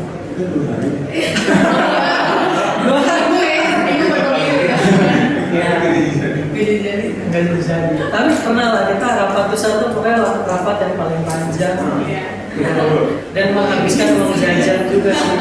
Karena itu kan kita harus saya sendiri kan di Taruh, saya harus ke Grogol. Nah teman-teman, tapi ya jujur setelah itu saya merasakan itu dampaknya itu ada dalam diri saya. Kenapa? Karena itu kayak kita jadi apa ya? Secara nggak langsung tuh kita belajar. Itu yang membangun fondasi kita. Gitu ya. Memang sulit betul, tapi ya itu ada buahnya lah. Kita tuh jadi belajar. Nah teman-teman ya memang umumnya itu adalah seperti ini. Kayak alur besarnya dalam 1 tahun itu kan itu creation, fall, redemption, consummation. Consummation itu apa sih? Teman-teman consummation itu kan ngomongin tentang penyempurnaan atau pemulihan seluruh ciptaan Allah. Jadi kan kita percaya bahwa karya keselamatan itu bukan cuma ngomongin tentang keselamatan jiwa gitu ya, tapi juga Kristus itu datang untuk memulihkan dunia, menghadirkan kerajaan Allah di tengah-tengah dunia. Nah, kita makanya sebagai orang percaya juga harus menghadirkan nilai-nilai kerajaan sorga dimanapun kita berada. Sebenarnya itu consummation tuh. Bisa contoh bahas tentang topik karir, itu masuknya mana? Menurut saya itu masuknya consummation. Karir. Kenapa? Karena kita sebagai orang Kristen harus berkarir bukan seperti cara dunia nih yang bicara tentang menurut saya masalah uang. Gaji gua berapa di sini? Tapi kan kita bicara tentang saya ini diutus Tuhan di mana? Kita kan itu ngomong panggilan, itu kan yang berbeda. Itu karyanya itu consummation. Nah, teman-teman, atau juga model-model seperti ini. Memang dulu setahu saya sih dulu jurusan-jurusan belum pernah bikin yang model seperti ini. Itu ya, lebih sering itu yang doktrinal, gitu ya, tentang Allah, tentang dosa, doa dan sebagainya. Tapi teman-teman boleh dipertimbangkan untuk membuat satu tema-tema yang relevan sama pergumulan kaum muda. Series dibikin series. Ini yang dulu saya juga udah bikin di gereja saya, yaitu dating series, family series, building career series, tabu series. Nah itu kita bahas tentang hal-hal yang kedengarannya itu tabu dibahas di gereja, di persekutuan gitu ya. Atau namanya ini, makanya yang ketiga itu bisa combine. Nah saya kasih contoh sedikit, contoh combine seperti apa. Nah teman-teman, ini ngomongnya tuh tentang garis besar tentang dosa ya. Tentang dosa, payung besarnya nih ngomongin tentang dosa. Tapi kita nggak, temanya tuh kita nggak tentang ini dosa gitu ya, temanya nggak gitu ya. Tapi temanya tuh kita lihat dunia ini kira-kira apa sih ekspresi-ekspresi dosanya. Makanya kenapa tema series itu Mad World Series, dunia yang gila, dunia yang mad. Nah, kira-kira ekspresi dosanya itu apa? Contohnya ini, pertama, kita bahas tentang narcissistic culture. Ya kan, teman-teman, culture kita kan narsis ya. Narsis kan, maksudnya narsis itu mengasihi diri secara berlebihan. Nah, itu narcissistic culture. Jadi, teman-teman kasih dikit tema misalnya narcissistic culture. Nah, kira-kira ya itu sebenarnya bisa menjadi daya tarik. Apa sih maksudnya narcissistic culture? Atau juga nanti minggu depannya sex culture. Bagaimana dosa itu masuk ke dalam ranah seksual. Jangan sekarang ya teman-teman, nggak bisa dipungkiri sekarang zaman sekarang dunia yang banyak free sex ya. Nah teman-teman kita bahas sex culture di situ. Bagaimana dosa itu masuk ke dalam ranah seksual kita. Bisa contoh pornografi, bisa contoh free sex. Kenapa ya ada anak muda yang sangat addicted sama free sex? Kenapa bisa seperti itu? Kita gali di situ. Nah, ya, contoh seperti itu. Yang ketiga cancel culture. Cancel culture itu dimana kita tuh kan punya kebiasaan menolak yang nggak sama seperti kita. Maunya kita yang hanya satu, cancel culture. Keempat, materialistic culture. Jadi budaya yang sangat-sangat menekankan materialistik, cuan. Money. Price tag gitu ya. Nah teman-teman, ini payung besarnya kenapa? Payung besarnya dosa. Nah tapi bisa dijadikan 4 minggu. Nah 1 kali rapat udah jadi enak. Nah gitu ya. Jangan langsung di kopi dong. Ini yang kira-kira gitu. Jadi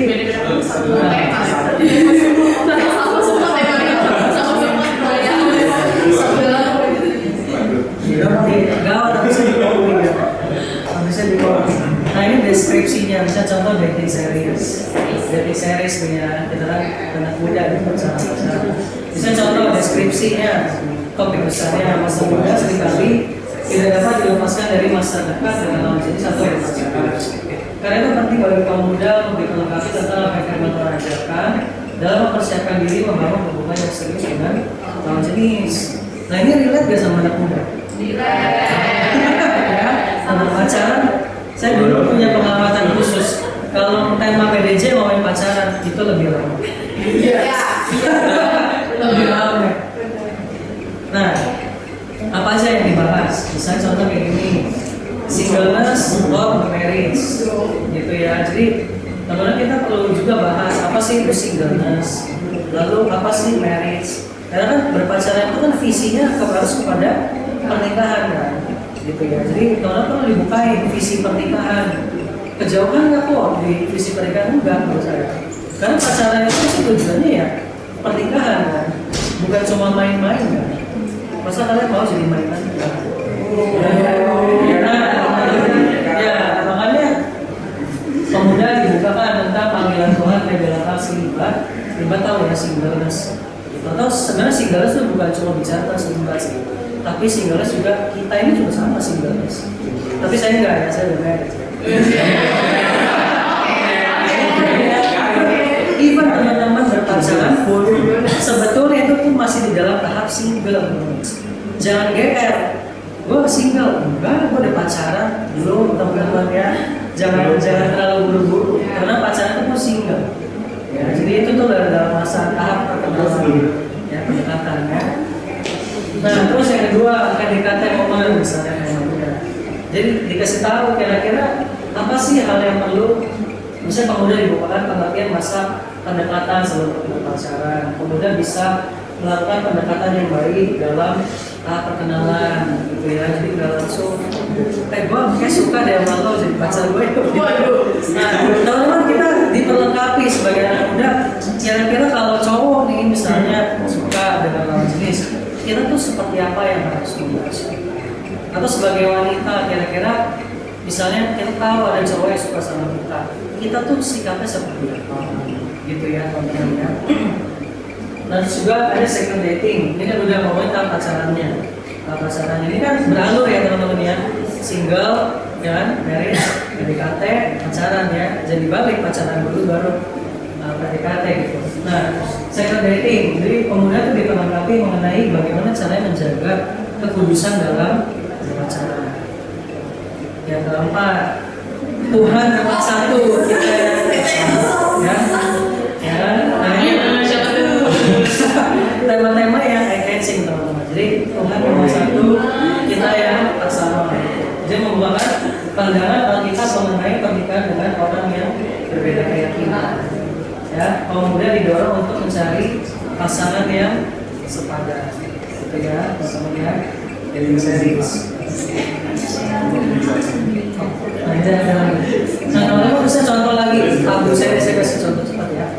Tabu saya misalnya teman-teman ada banyak hal yang dianggap tabu. Ini udah pernah saya lakukan juga di dalam gereja. Nah, saya bikin ada banyak hal yang dianggap tabu dibicarakan dalam konteks gereja. Salah satunya adalah tentang seks. Teman-teman gereja itu entah kenapa sangat tabu sekali ngomongin seks.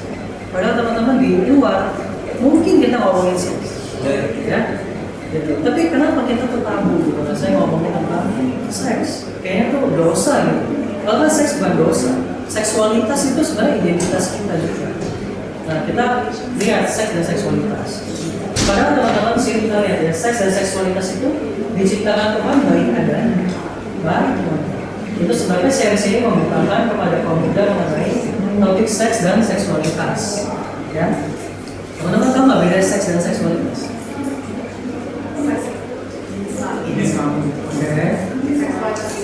Identitas yang Sip.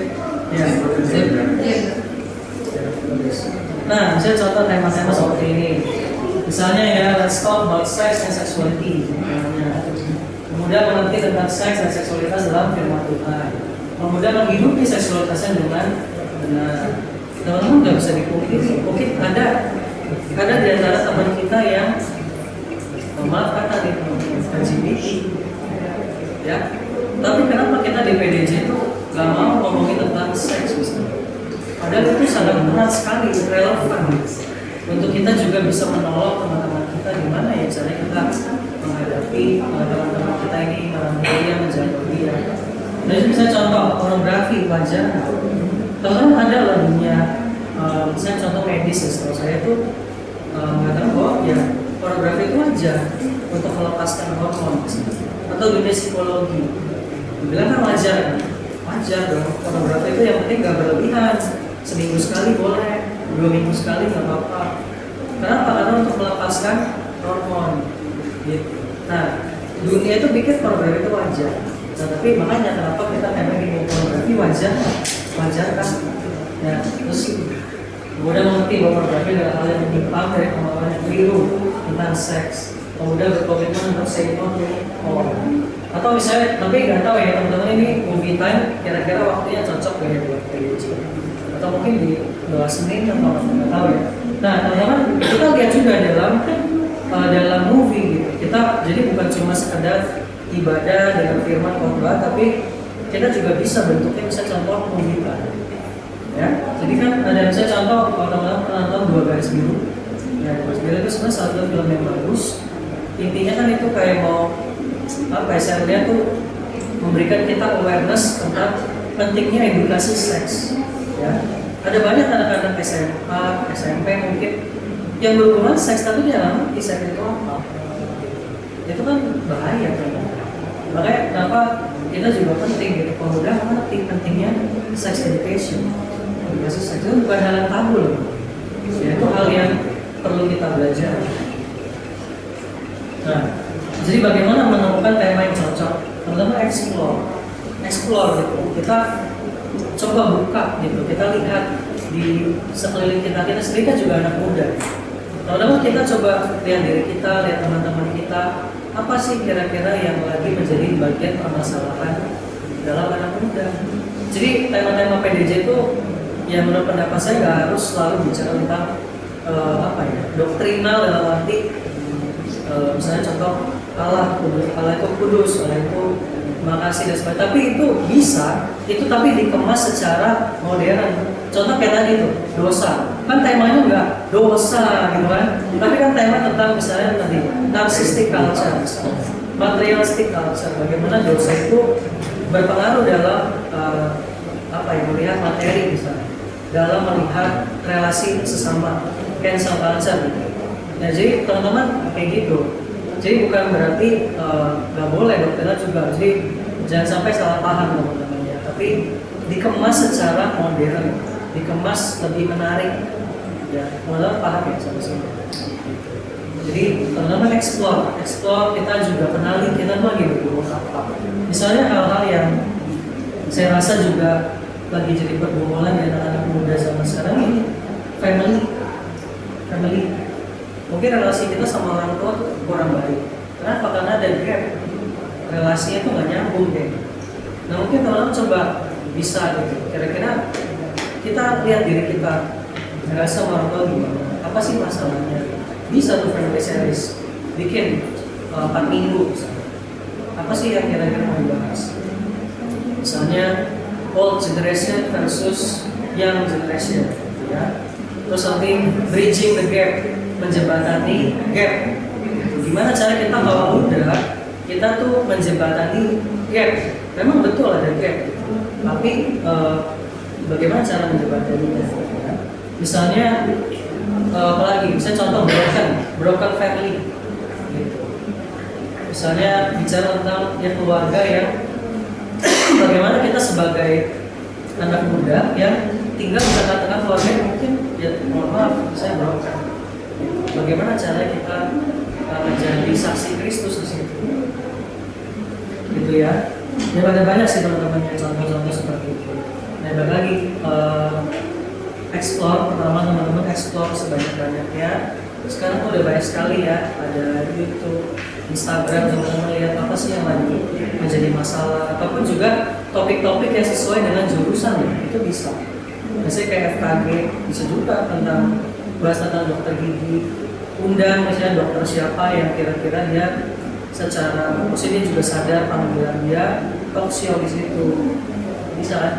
Ekonomi misalnya, undang aja bisnismen misalnya, contoh alumni misalnya memang udah terjun dalam dunia bisnis tapi dia juga masih terus jaga panggilan dia, bagaimana menciptakan satu bisnis yang betul-betul bukan cuma profit gitu, tapi bicara tentang menghadirkan kerajaan surga.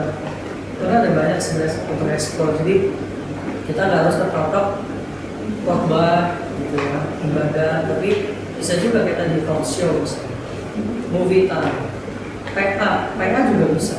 Nggak tahu zaman sekarang kayaknya anak-anak muda makin tutur yang mereka dalam Alkitab.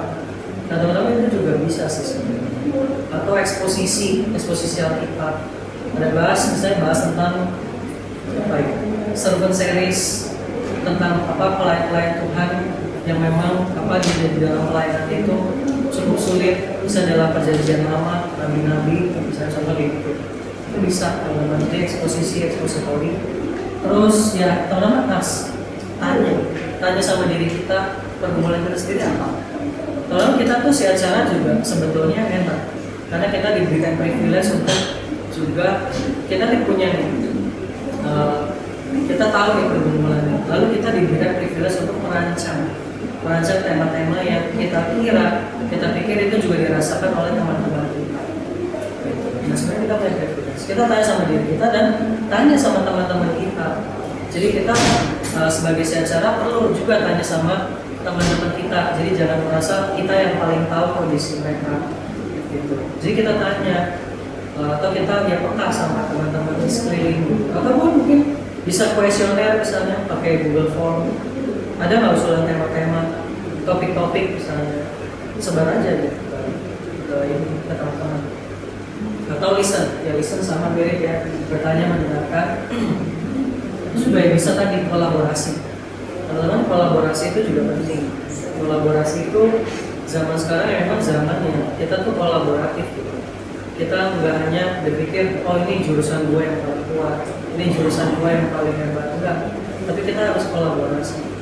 Kolaborasi juga misalnya kalau sekarang kan teman-teman sama rekan-rekan perkantas misalnya, ataupun sama yang lain misalnya, pelayanan-pelayanan yang lain. Ada misalnya lembaga-lembaga kayak pelayanan-pelayanan untuk mengajar anak-anak di kolong jembatan. Mungkin itu bisa loh diangkat di PDJ. Setahu saya, sepengamatan saya, anak-anak muda sekarang itu juga pengen gitu, dia punya social awareness yang tinggi sebenarnya. Mereka mau mengajar anak-anak di kolong jembatan, tapi belum ada, dia nggak tahu fasilitasnya, dia nggak tahu wadahnya.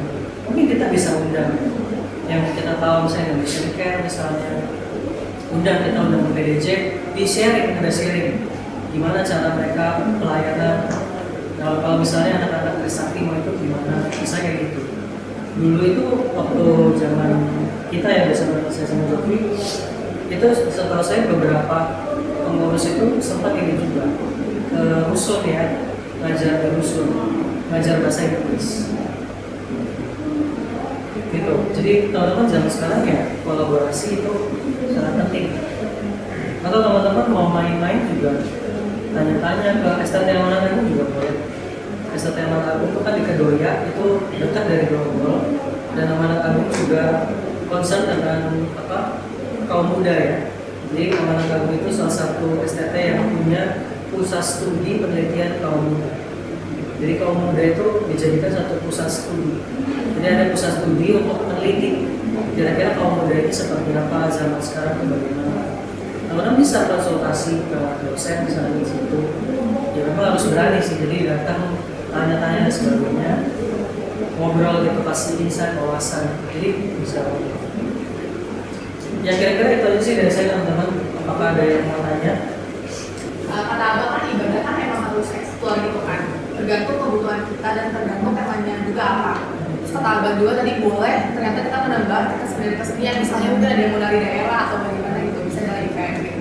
Berarti ada penyesuaian susunan liturgi dong Bang di situ. Kira-kira itu emangnya boleh Bang? Maksudnya liturgi dari leluhur kita gitu, yang dari teman-teman kemarin gitu. Biasanya kan yang saya lihat, pengalaman saya itu kan sama gitu Bang, alurnya sama, oh ibadahnya ini. Jadi kita pun jemaat bisa, pasti habis ini, pasti habis ini, ketebak banget gitu. Itu berarti boleh dibongkar ya Bang, sesuai dengan apa purpose-nya dari ibadah tersebut. Yang penting kan kata gue tadi memuliakan nama Tuhan gitu, mengenal Tuhan gitu, ngajak jemaat buat mengenal Tuhan gitu. Tapi kalau misalnya saya nambahin ekspor ide tadi tersebut, tapi di luar dari tatanan ibadah, jadi jatuhnya masuk ke acara. Nah, apakah seperti kayak gitu tuh sebenarnya nggak apa-apa gitu? Dalam misalnya kayak tadi PMB, aku juga selalu kepikiran sih pas ngomong kayak gitu. Kayak di PMB kalau ibadah aja bukan dibilang monoton, tapi emang itu kita perlu ibadahnya, tapi dari something new, dari we wanna add gitu, pengen something baru yang pengen kita taruh di situ, yang jadi apa ya, anak muda juga, tapi nggak mengurangi esensi tersebut gitu, nggak mengurangi esensi ibadah tersebut. Itu gimana? Kita potri itu kan persekutuan kan, maksudnya fellowship kan, itu bukan gereja. Kalau gereja itu memang ada liturgi yang apa ya, paten gitu ya. Memang untuk diubah pun bisa di gereja, tapi tentu butuh persetujuan yang lain. Cuma menurut saya kayaknya potri itu kan ya persekutuan tuh sifatnya lebih dinamis, lebih fleksibel. Tapi saya ngomong dulu, bukan berarti kita boleh minggu ini aliran begini, minggu depan berubah lagi kan. Tapi tentu kita ya balik lagi, kita perlu hikmat lah. Maksudnya kita perlu, bisa boleh juga tadi kayak seni tarian daerah. Tapi balik lagi, kita ngerti dulu maksudnya audiens kita itu gimana. Jangan sampai kita itu berdasar preferensi pribadi aja. Gitu ya. Jadi teman-teman kita perlu ibadah itu sesuai esensinya. Balik lagi, kita itu menolong kaum muda itu berjumpa sama Tuhan nggak sih? Itu dulu yang ditanya. Menolong nggak? Kalau nggak menolong ya jangan. Nah tadi contoh misalnya yang ditanyakan, boleh nggak ada tari-tarian? Ya boleh-boleh aja sih. Misalnya contoh tariannya di mana? Di pujian. Nih contoh ya kayak misalnya kayak gini.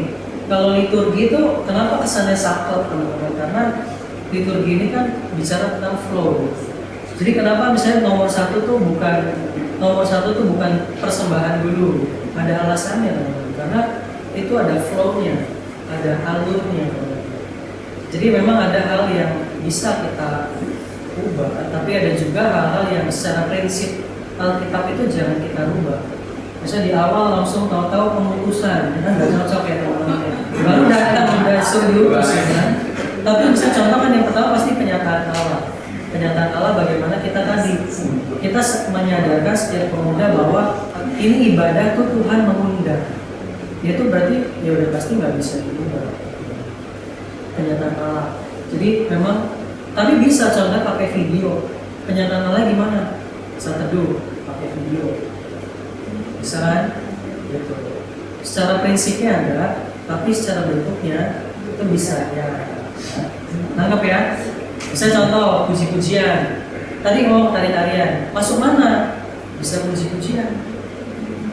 Ya. Bisa juga pengakuan dosa, bisa nggak? Bisa. Drama ya bisa. Pengakuan dosa bisa. Drama. Misalnya, kayak misalnya ada ini apa saya istilah itu lupa ya, tapi intinya kayak drama tapi nggak ngomong gitu ya. Monolog Ada gerakannya. Ya, cuma gerakan doang, cuma gerakan gitu. Misalnya dia melakukan dosa gitu ya, itu bisa juga.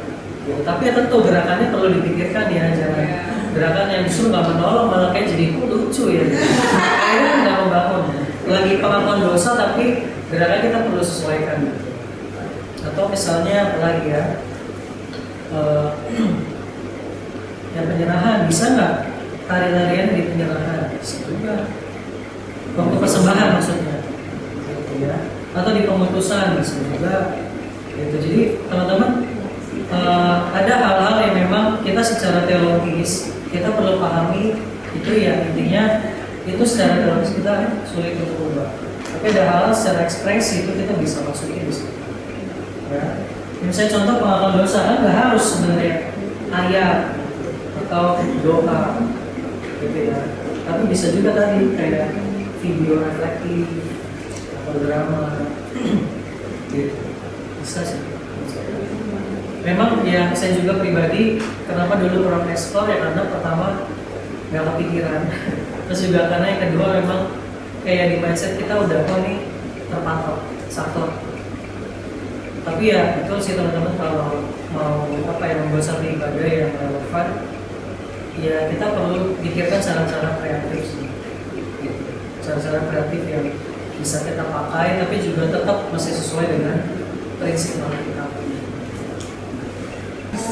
Kalau memang pusat untuk apa tujuan dan sasaran untuk akar permasalahan kondisi itu kan bisa kita atur, dan untuk ujian apa ya kayak liturginya itu kita bisa atur. Tapi kalau pemberitaan firman itu kan yang kadang kita nggak bisa atur.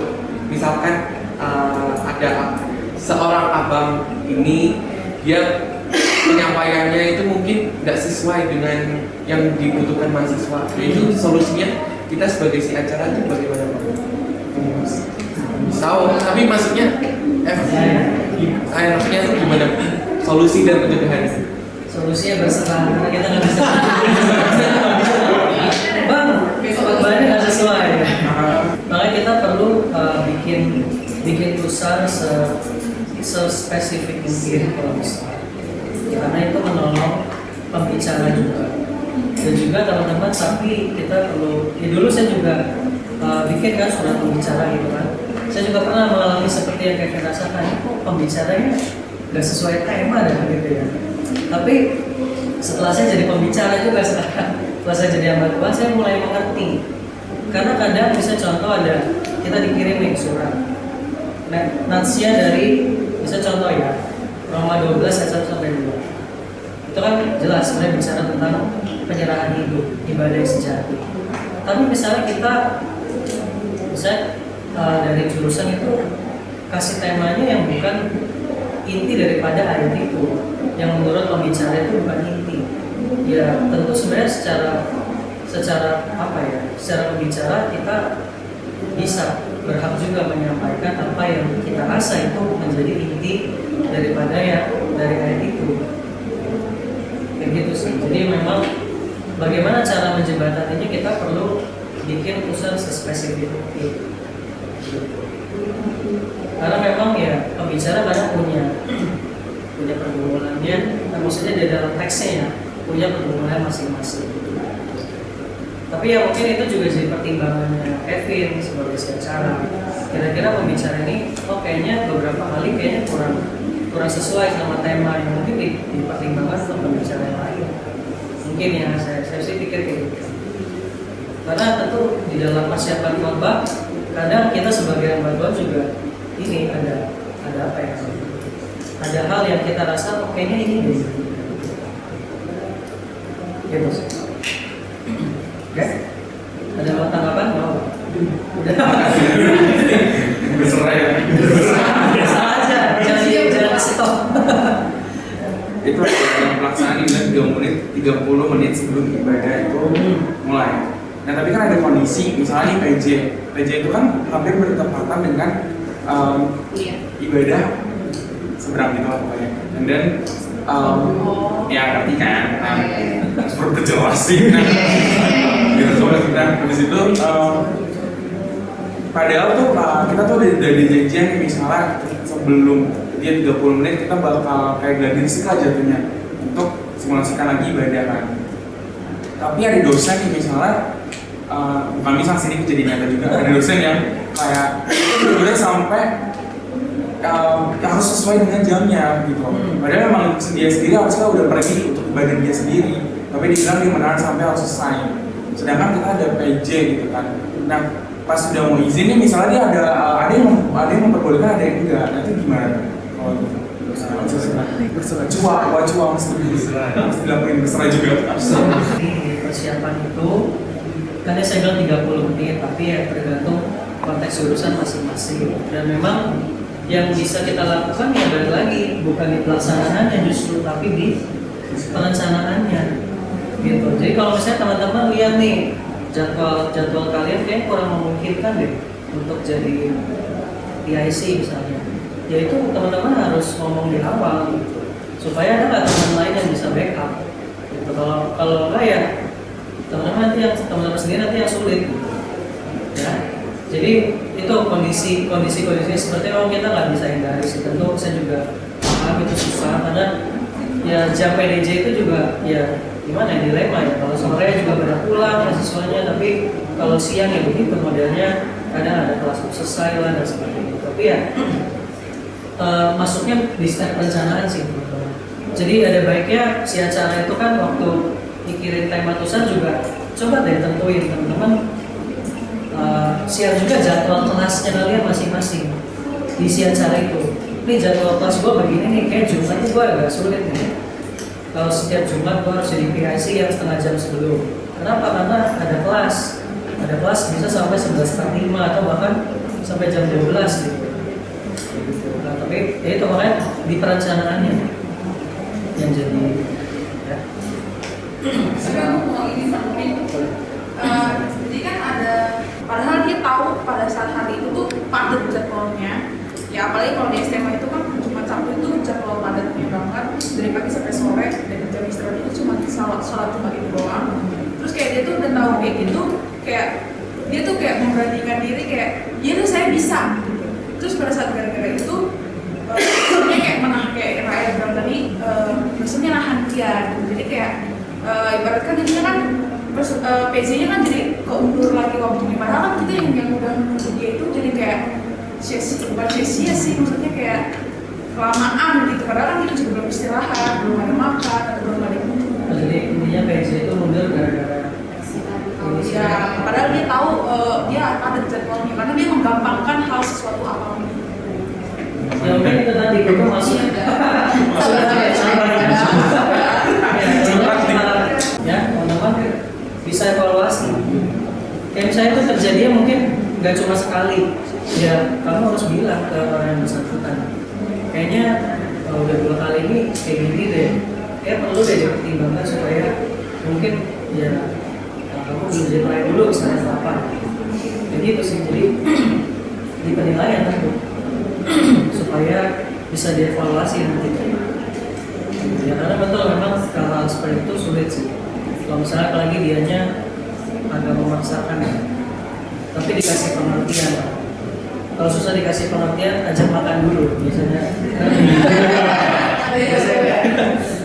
Ajak makan ya Mbak Rocky gitu kan. Baru kita ngomong gitu. Ya teman-teman ya.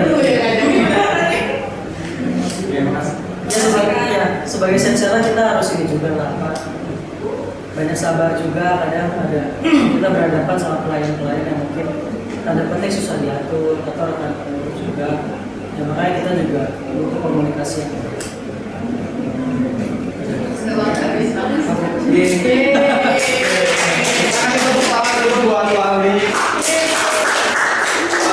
Terima kasih Bu Aldi buat materinya, buat sharingnya terkait kapsul si acara. Semoga lewat apa yang sudah dibagikan sama Bu Aldi, mungkin banyak yang nggak bisa kita terapin semuanya, tapi ya kita serahkan pada pimpinan Roh Kudus lagi buat setiap apa yang telah kita terima, biarnya itu semua nanti kita praktekkan perlahan di kampus kita masing-masing sebagai si acara ataupun pelayan-pelayan.